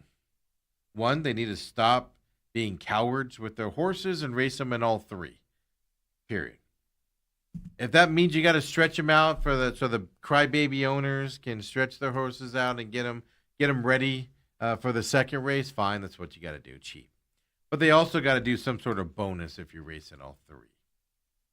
Like, for instance, like if you win, basically what I'm saying is Kentucky Derby winner needs to race in the other two.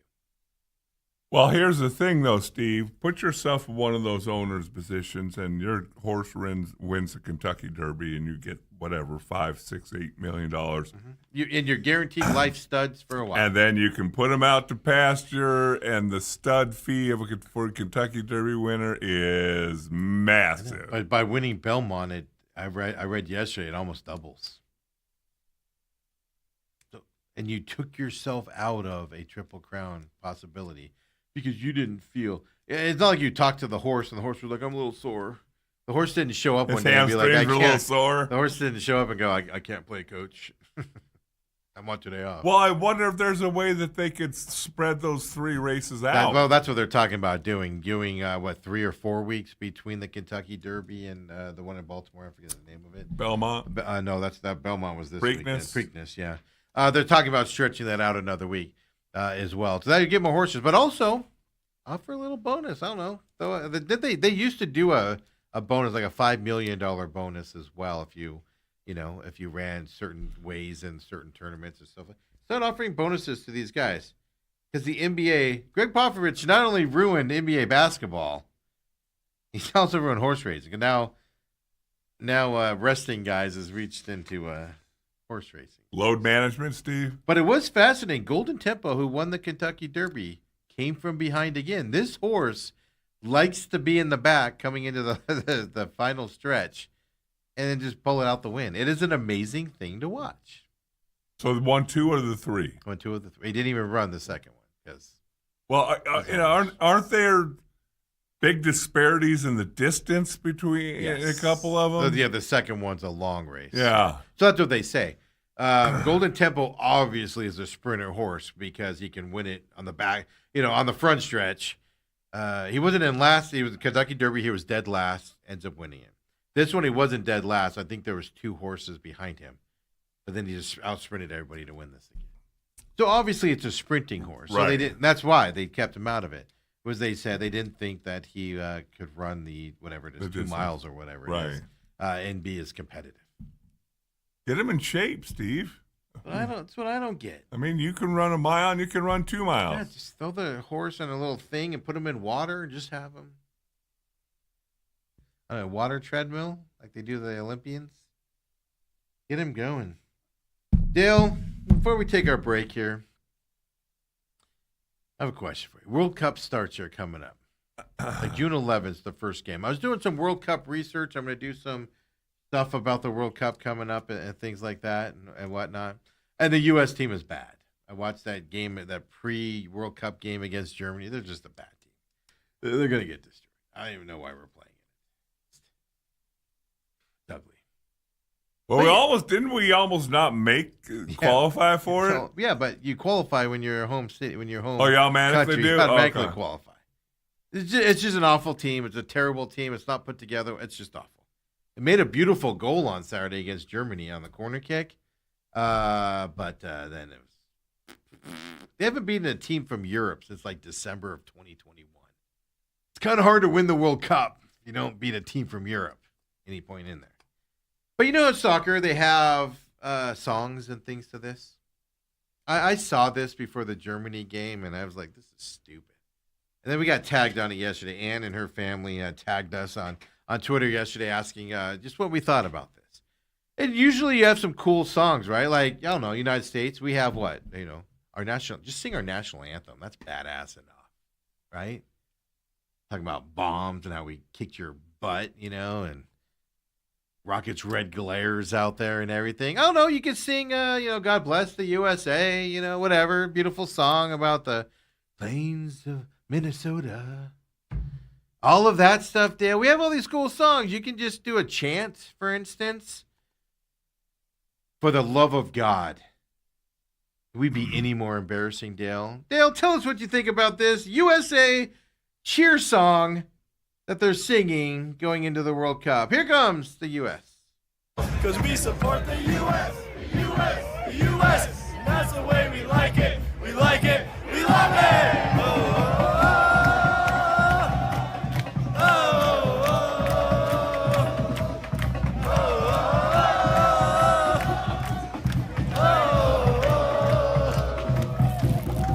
This is why Europe thinks we're mid. We're mid soccer country, right, Jack?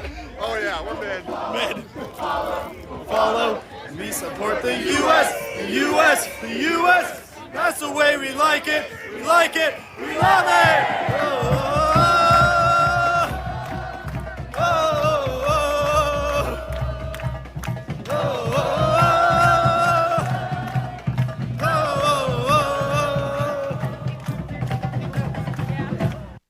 I just wanted you guys to see that whole thing. Dale, your thoughts?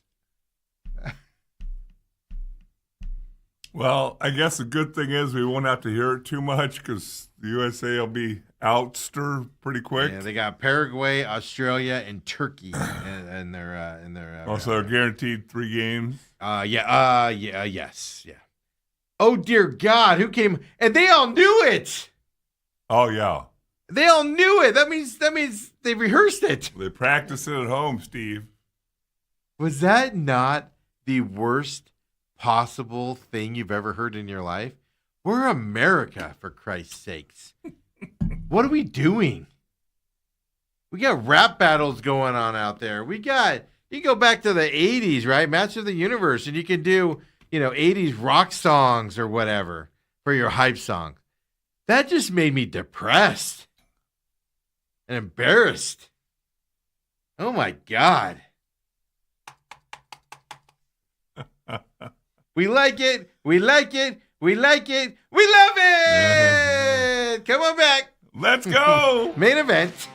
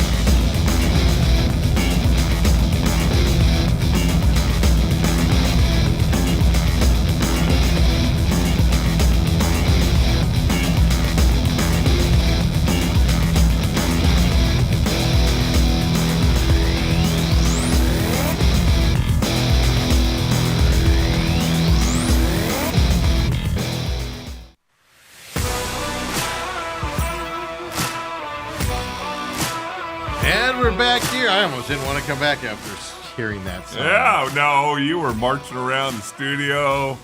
Let's go. If I'm standing there and somebody started singing that, I just walk off. Just be like, I'll be inside. Terrible. Terrible.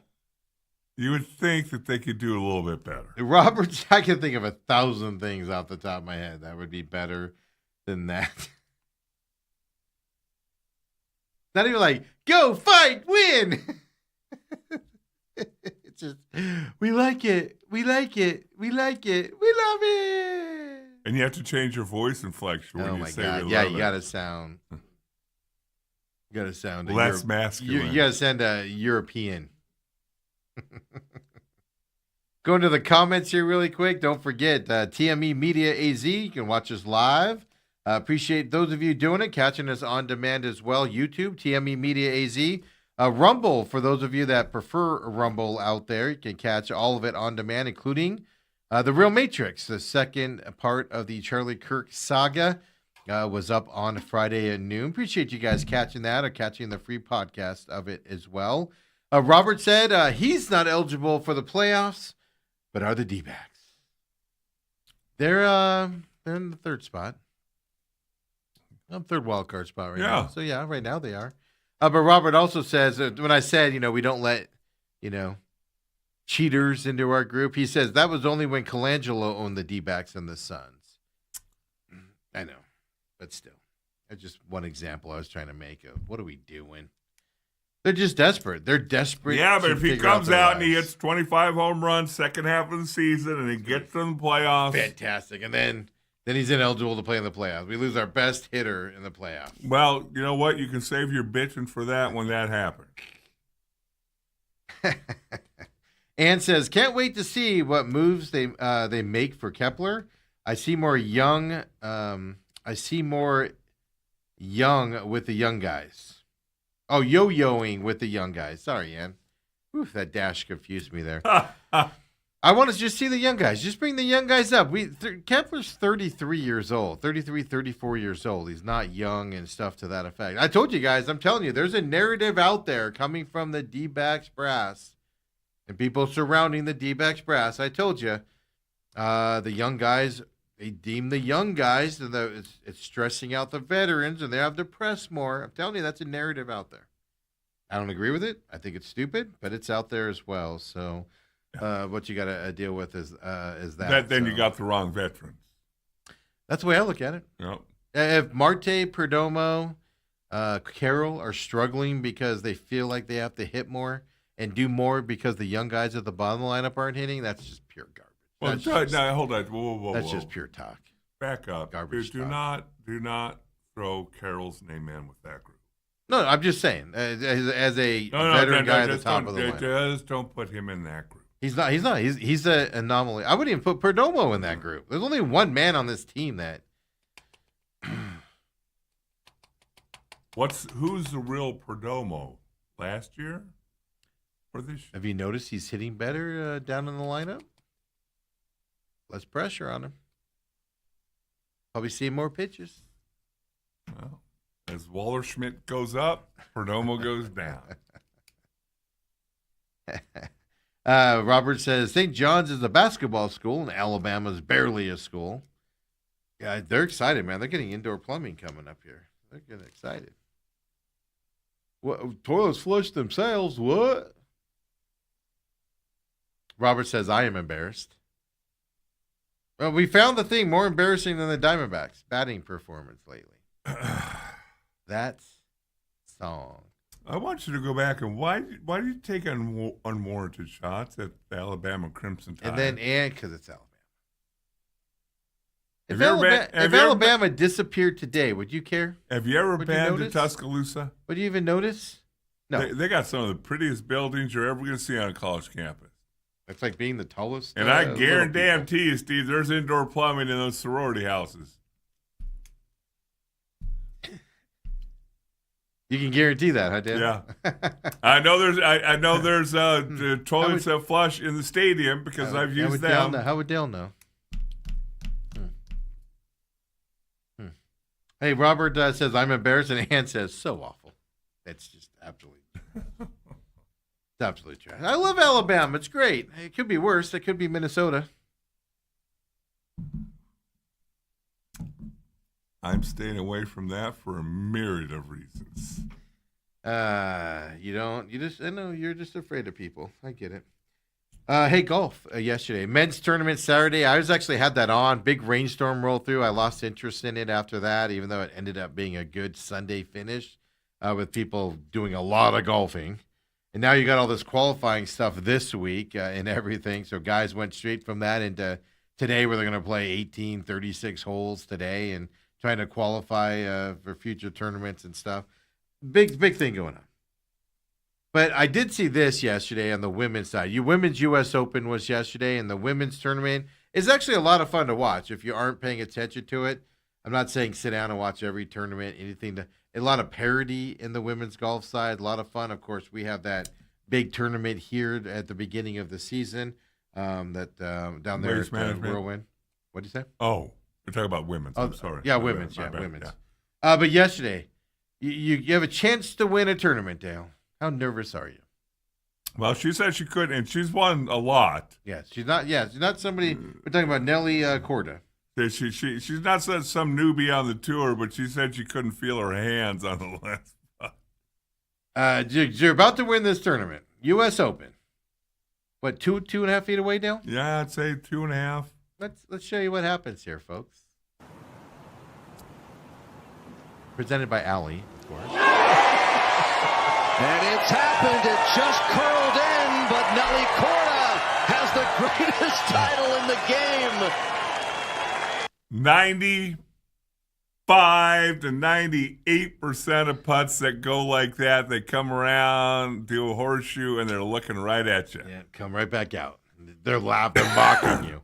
She would have missed that. It would have been, what, a three-person playoff. Yeah, they've been a playoff. Yep. On that. Talk about nerves, man. Nerves of steel. You see her expression after a drop tells me everything because it was just like. Oh, yeah. She was. I saw her talk a little bit afterwards and said I couldn't feel my hands. And again, she's won tournaments. Yeah, but this is a U.S. Open, though. Yeah. This is one of the majors, etc. You put your name into stones that a lot of people aren't involved in. You put yourself in a higher echelon, and just unbelievable how that rolled around. It reminded me, and not that it's the same, but it reminded me remember that one time Tiger's ball went right up to the lip, sat there for a couple seconds, and then dropped in. The best Nike commercial ever. The Nike logo just sat there. It's just those shots are amazing, and just sit there and go, yeah, that's a high pressure putt. These guys do it all the time. These ladies do it all the time. That's a routine, but she makes that 99 out of 100 right times. in the middle. Yeah, doesn't even think twice about it. And she almost pulls it off to the side from that. Just an amazing stat there. Really quick, in college football, we do have an update. I don't know if this is the finale because lawsuits. It seems like you can appeal lawsuits all the way until the Well, hold on. cows So if you're switching subjects, real quick on the men's tour, it was Jack's tournament up in Columbus. Yes. The Memorial, one of those signature events. JT Poston, most people haven't heard of, and Ryan Gerard, most people haven't heard of him. They tied. Poston, and we know Poston. I do. Yeah, but he's not a household name. Joe Schmo. He's not going to be Scotty Scheffler. He's not going to be Rory McIlroy. Yeah. But anyway, they tie. What was their score, by the way? They were both minus 12. Okay, so it ended up because was hard. Yeah, well, that's the thing. 4 guys were at minus 11. I think it was Saturday when the rains came in, or early Sundays, and everybody was complaining how hard this course was. So I was watching it going, but everybody's minus 11, minus 10. How hard can this be? There ended up being the 2 guys at minus 12, 1 at minus 11, 1 at minus 10, and then you go down. But here's the thing I want to point out. So they're in a playoff, and it goes 2 holes, and J.D. Poston ends up winning. The difference in prize money for a signature event? J.D. Poston, by winning the second hole of extra holes, got $4 million. Yeah. And Ryan Gerard, by not. He got a Chipotle gift card? He got $2.2 million. Yeah, those signature events. $1.8 million difference. And losing in a playoff. Yeah. Any other spot. Yeah. And you would combine the 2 and you get half of it. Yeah. But not the playoff spot. So he actually gets kind of screwed, right? By the way, 4 Americans led this tournament. Were the top 4 as well. I don't know if that happens too often. A lot of these Europeans, sneak into that to kind of break it up as well. So anyway, but this was a fun little tournament. Yeah. I've got to golf that course before. It's stunning. It's in Columbus? Gorgeous. Yeah, stunning and it's gorgeous and spectacular. The weather's always going to be a thing in Columbus in the summertime. So yeah, I mean the best part is some guys made the cut. Yeah, this was an amazing thing that I saw also. So you were good enough to make the cut, and a lot of guys cut line was I think +5. It tells you there. Like Jordan Spieth missed the cut, Billy Horschel, kind of the names that you would know that kind of missed the cut there and everything like that. Ricky Fowler wasn't even close. He was +17 and missed the cut. Yeah. But then you make the cut, right? You do all good and make the cut. And you still finish the tournament +18. +16.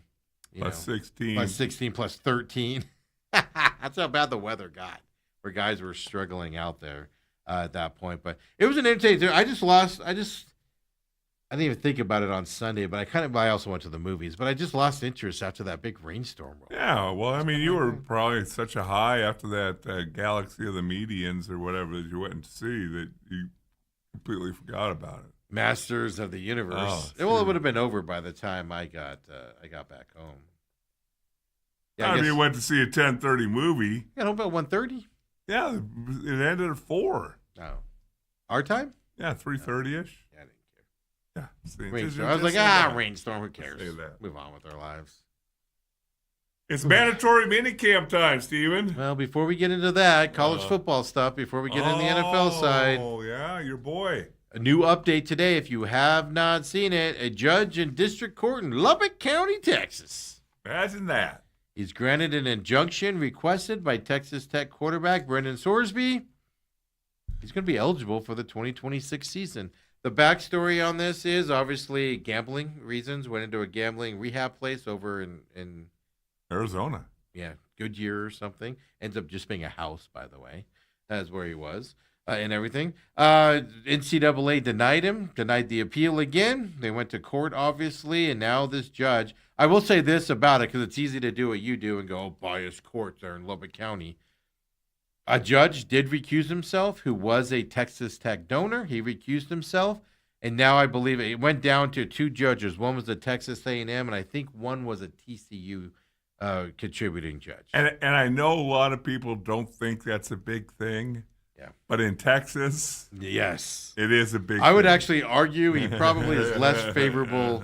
Like, you went from possibly favorable treatment from the Texas Tech guy to Texas Tech gets nothing good if you get the A&M guy, the TCU guy, whatever the other school was on that. So now we cannot play in Texas Tech's first 2 games because that was what his legal team said the punishment should be.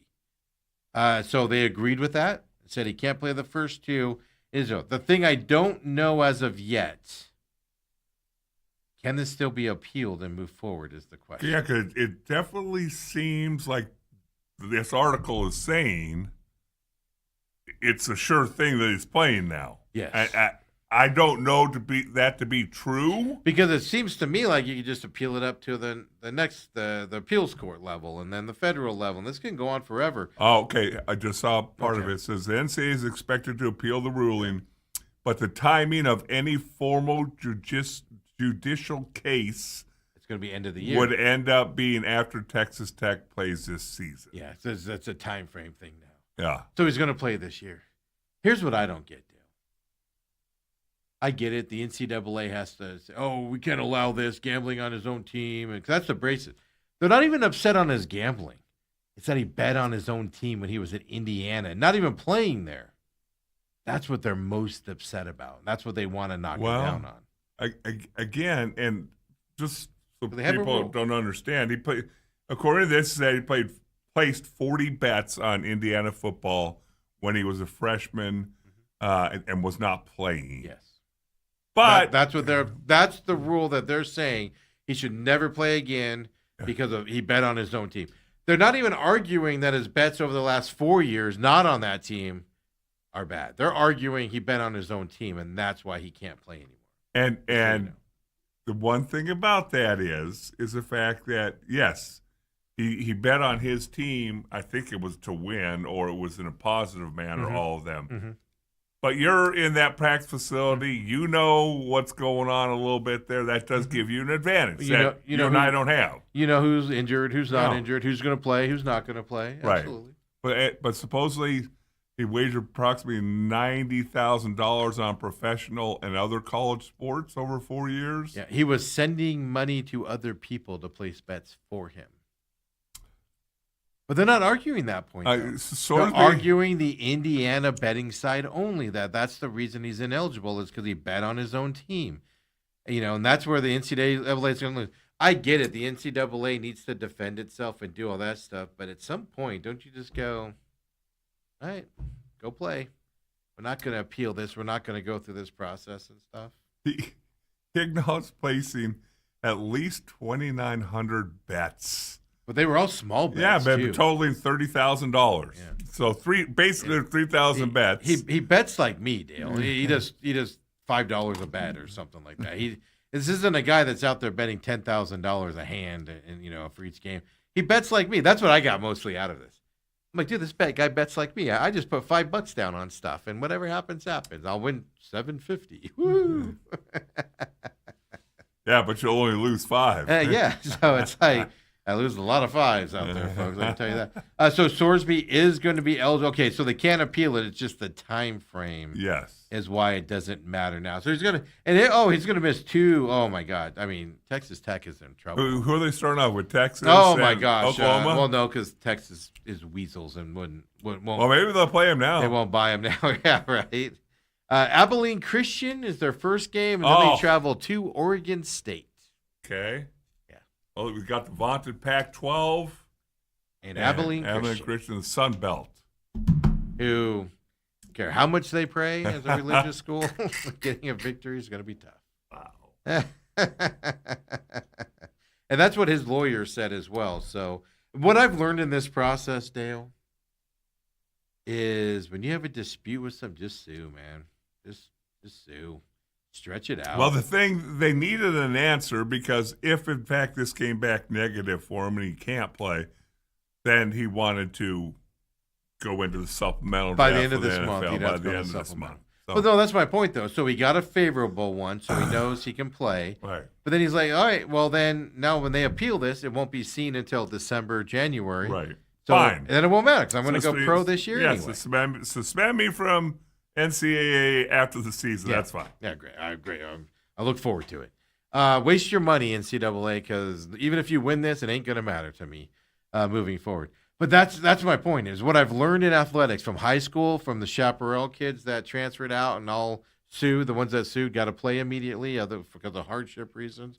And so the kids from California that came out and went to Mesa Jackrabbits last year, man, just sue. Just stretch it out. It'll stretch out past the time frame you need it to, and you'll get your way. That's what I've learned in this process as well. What a world we live in. You got it, Steve-O. I found the caveat here to get what you want, Dale. Just sue and figure out what happens. Sue and delay. Sue and delay. So tired of lawsuits, man. So tired of it. Yeah, speaking of NFL, mandatory OTAs. Cardinals start today. Josh Weinfuss, of course, ESPN beat writer for your Arizona Cardinals. One of the best guys to follow, to be honest with you, about information from the Cardinals. Jacoby Brissett plans to attend the Cardinals mandatory minicamp. Here's my question. Nobody's saying it, but I almost guarantee you this is a sit-in environment. He's going to show up because he doesn't make a ton of money. The fine schedule, let me see if I can pull I it got up the here. fine schedule. Okay. Yeah. So you get fined now because these are mandatory, Yep. and you can't get it back before they would waive it or give it back to you in your contract. Keep in mind, he's only guaranteed $1.5 million. His contract's for $4.6 million. If he misses any of these mandatory OTAs, what's his fine? Well, one day is 17,986. That's 18,000. 17,000. Yeah, we'll round up. 2 days, 35,900. Now, that's the second day number, or is that both It just days? says 2 days. Okay. The third. Oh, no, it goes from 18 to 35. Yeah. So, yeah. 3 days, Not added. 53,900. Yeah. And if you add it up, entire minicamp missed $107,000. Yeah. A lot of money for a guy that's arguing he needs more Because money. before this last collective bargaining agreement, he would get a new contract, or the team could waive those fines. Yeah. Can't do that anymore. And the other side is you just show up and you stand on the sideline, refuse to participate. You just stand there and stuff to that effect is what you do. I just can't imagine that. What, showing up and not doing anything? Yeah. Well, he's out of shape. He doesn't want to be stretched out. He just got to run on the bike, or walk on the treadmill or whatever.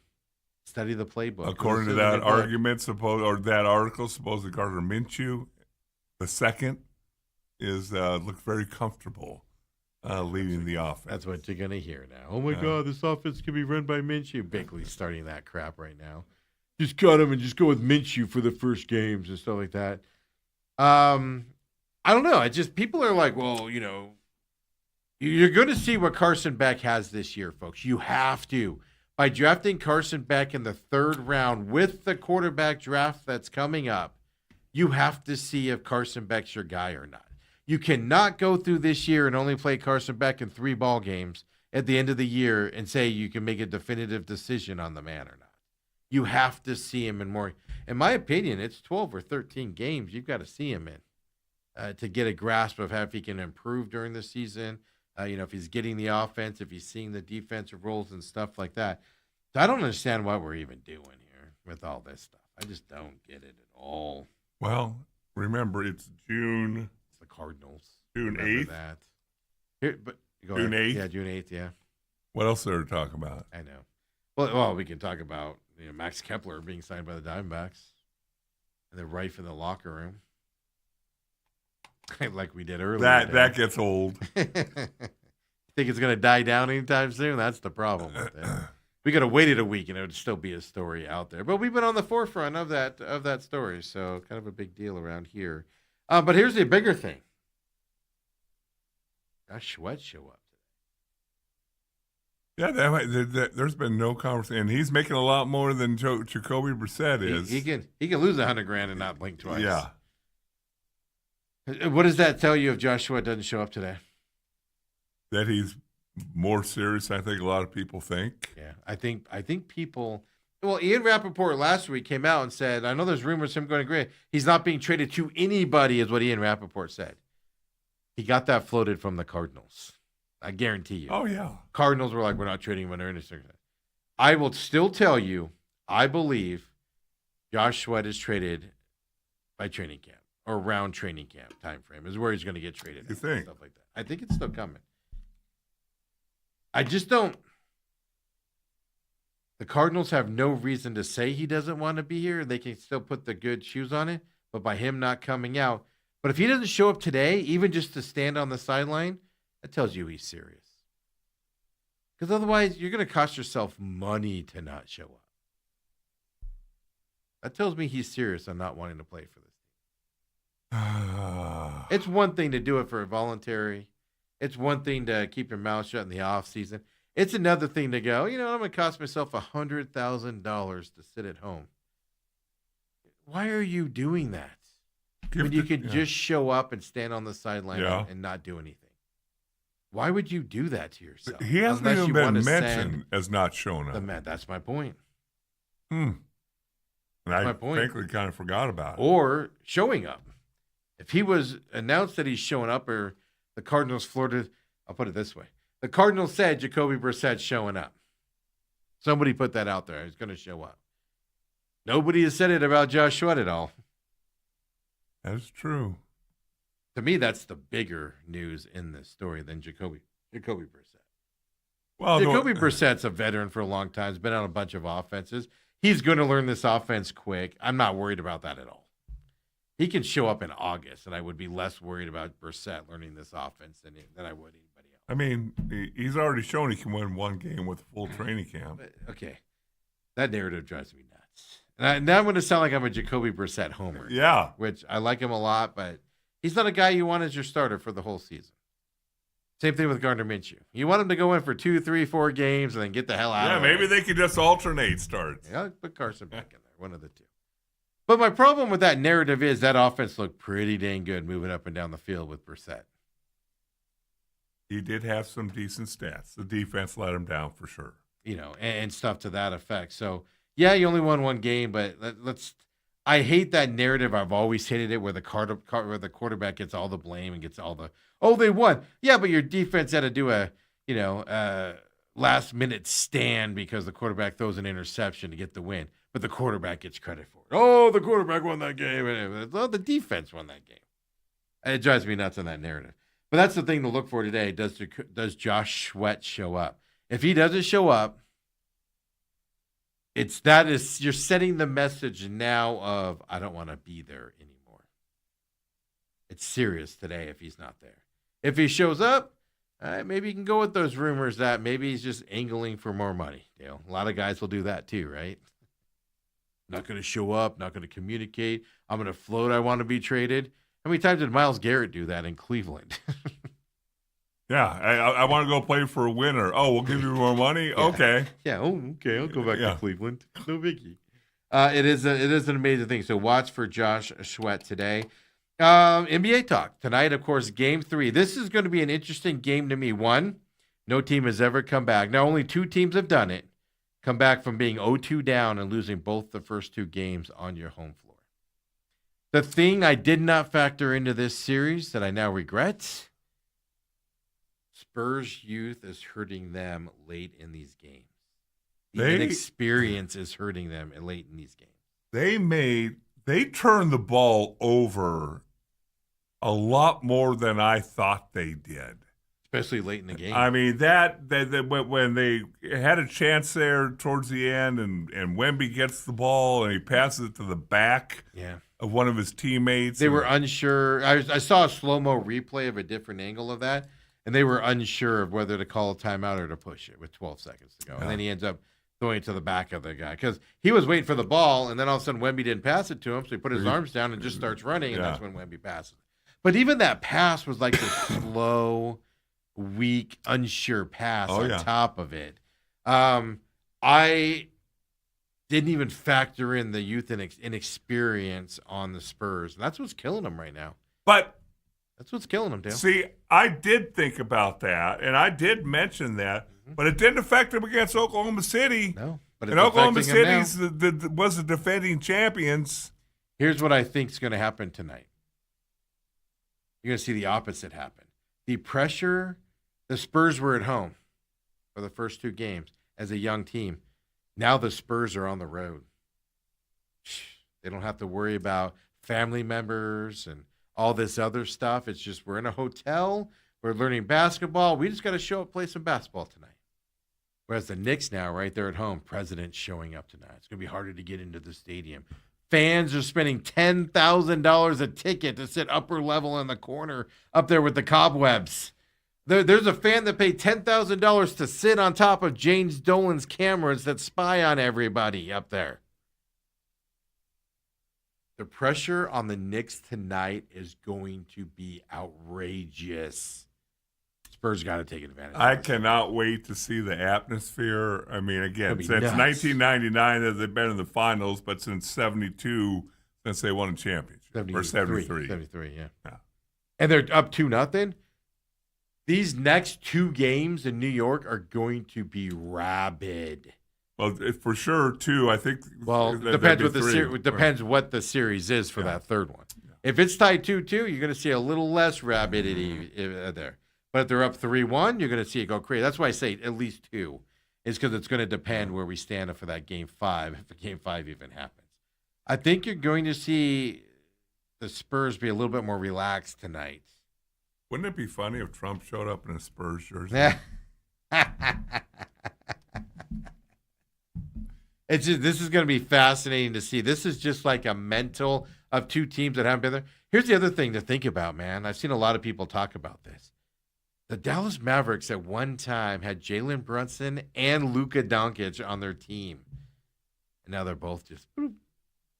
They were like, we're not going to match Brunson. You have fun out there. And wherever you sign for your big money. He is such a solid player. As good as he is, nobody in their right mind thought he would become this. I think everybody thought he'd be a 15, 16 point, a solid starting guard in the NBA for 10 years. Not 25 point a game stalwart. The cornerstone of that team. Even when the Spurs messed up, he's like when he threw that ball into the back of that player, everybody else is just defending their guy down the line. He sees the pass happen. Like, you can watch his eyes. He sees the pass starting to happen, and he looks over and sees him not looking at him. And so he starts running up there, knowing in case the ball is something he could go get, and he goes and gets fouled, and then takes the lead, and they win. And it's just an amazing thing. He's like just seeing things out there. He's unbelievable. Again, he's 6'1", and he plays like he's 6'8". Yeah.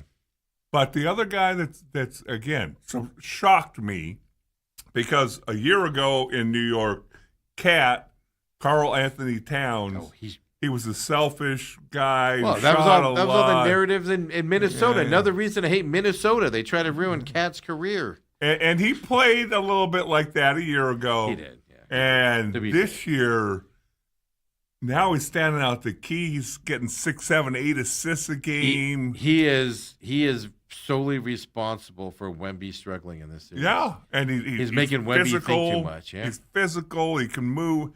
The Knicks, here we are blowing them up, and we're going to come in tomorrow and go. No, I'm telling you. I told you what's going to happen tonight. The Spurs win by 25. I told you it's going to. I think the Knicks are going to melt under this pressure tonight, man. I don't know how you don't. It's a basketball arena. They're going to be literally on top of them. And then you've been sitting at home all weekend long on top of it, watching the news and getting the alerts, going to practice, going, all right, President's going to be here. We have all these walls up now. All of this stuff. Your family members are calling. People going, can I get in your suite? Remember me from junior high? Let's get in. Can I get in your suite? All of that stuff is happening. Coach Clark's calling Steve. Oh, by the way, when I was at the Rattlers game last time, at that stadium, they have plaques of coaches. And I swear to God, Dale, I'm just walking, and I look to my left, and Coach Clark plaque is right there, right in front of my face. I swear to God, it was so funny. From Dobson High, the guy I make fun of all the time. But where were you at? The Rattlers game over there at the Glendale Arena. Yeah, they have like a high school Hall of Fame coaches, and I swear to God, I'm just walking, and I look to my left, only plaque I see, Coach Clark. And you take a picture and put it out on Twitter? So I almost did.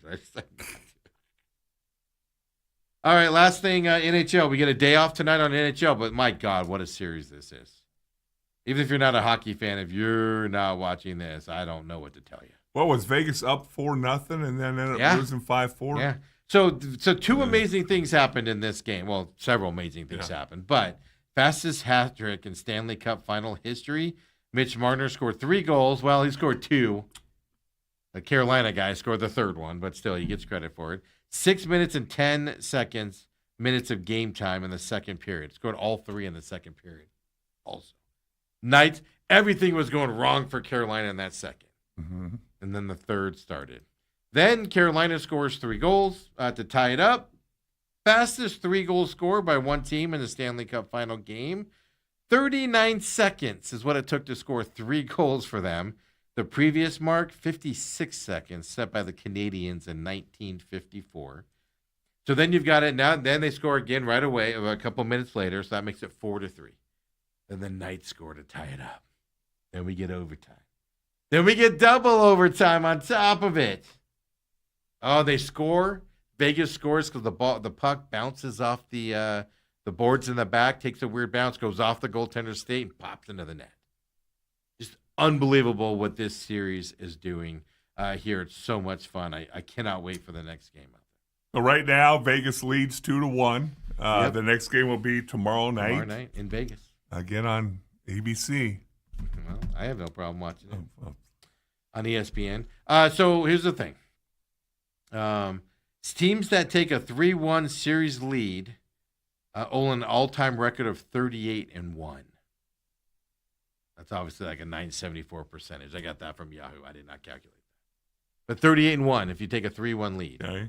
If you trail 2-1, you've won 4 of the past 5 game 4s as visitors on top of it. Something's got to give here. This is a big game for the Knights. You win this, you're winning a Stanley Cup. You lose this game, like the last 4 out of 5 says you're going to, I think we're going to see a back-and-forth series here. Yeah.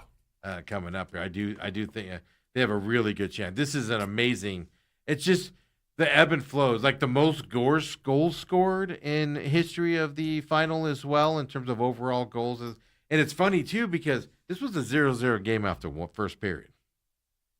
Then it's 3-0 after the end of second. And then it's 4-4 at the end of and you're just like, what is happening right now? And just, again, I'm a novice to this. I'm following it a little bit more now. But the fact that a 4-zip lead in hockey is not like a 15-point lead in the NBA. You do not lose it very often.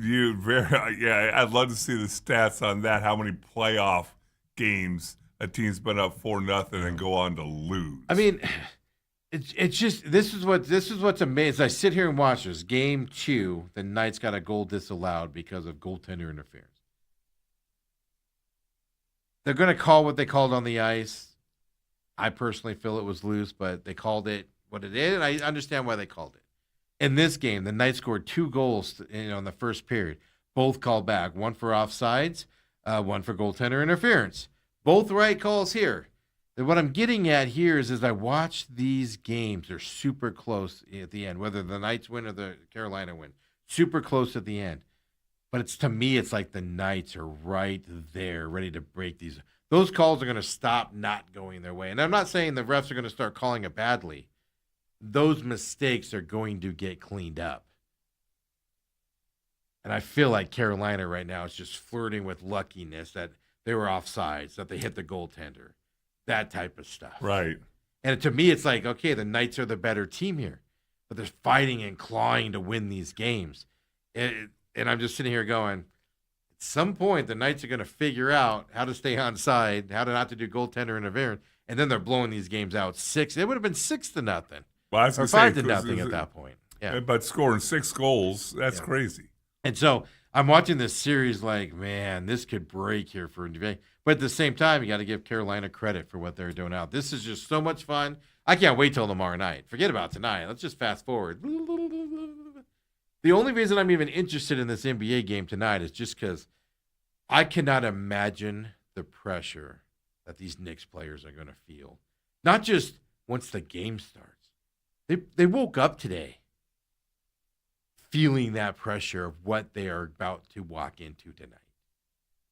This is going to be an amazing thing. I would say that it's handed. probably going to be a little hard. They went and did their shoot around probably right now Eastern time. They're maybe just finishing it up. Go take a nap now. Now, are you really going to be able to take a nap? It's not a game in March against the Suns. You're going to be thinking about, that as a coaching staff, do you bring it up? You almost have to. I think you have to discuss, hey, there's going to be to. extra hoopla. Everybody guys, knows that. Yeah, take a deep breath. Yeah. Everybody relax. If we go down early, just keep in mind we just got to get past that first. I always say that on road teams in these types of games.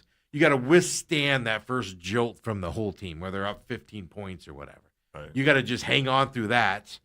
Then everything will settle down. I almost feel like that's for the Knicks tonight. The Knicks coaches need to be saying, guys, no matter what happens at the beginning of this game, just take a deep breath. Doesn't matter if we're down by 30, just take a deep breath. It'll settle down after a certain amount of time, and we just got to wave that. We got to get through that first part. That's the home team. It's gonna be fast. And now watch the Knicks will come out and win by 30. If they do, I'll be the most impressive win ever. Because I'm sorry, the pressure on them tonight. And playing in a Super Bowl is a lot of pressure, I'm sure, right now. A lot of hope, a lot of hype and stuff. But you're on a neutral field. The Knicks are leaving their shoot around today, right? And just that whole downtown area has got to be nuts. And you just know there's going to be 18,000, 19,000 screaming idiots out there. How? They canceled the watch party because the president's going to be there, so that's going to sell.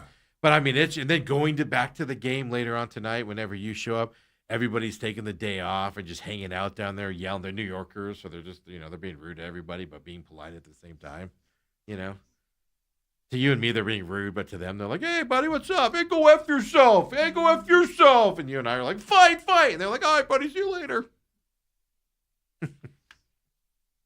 We'll be climbing that pole over there together later on. That's not a euphemism. Literally be climbing that pole. I'm looking forward to this, man. I'm looking forward to tomorrow night, Dale. It's exciting times around here. We get a day out. I mean, here's the good news, Dale. I'm just going to look for the Diamondback statement later on when they say they're giving Marte the day off because he's sore. They don't help him. They don't help him at all with his announcements on why he's out. Just say he needed a veteran day off. Stop saying his body's sore. Stop saying it. Oh. Yeah. Robert says, who are the NCAA lawyers of Jackie Childs from Seinfeld?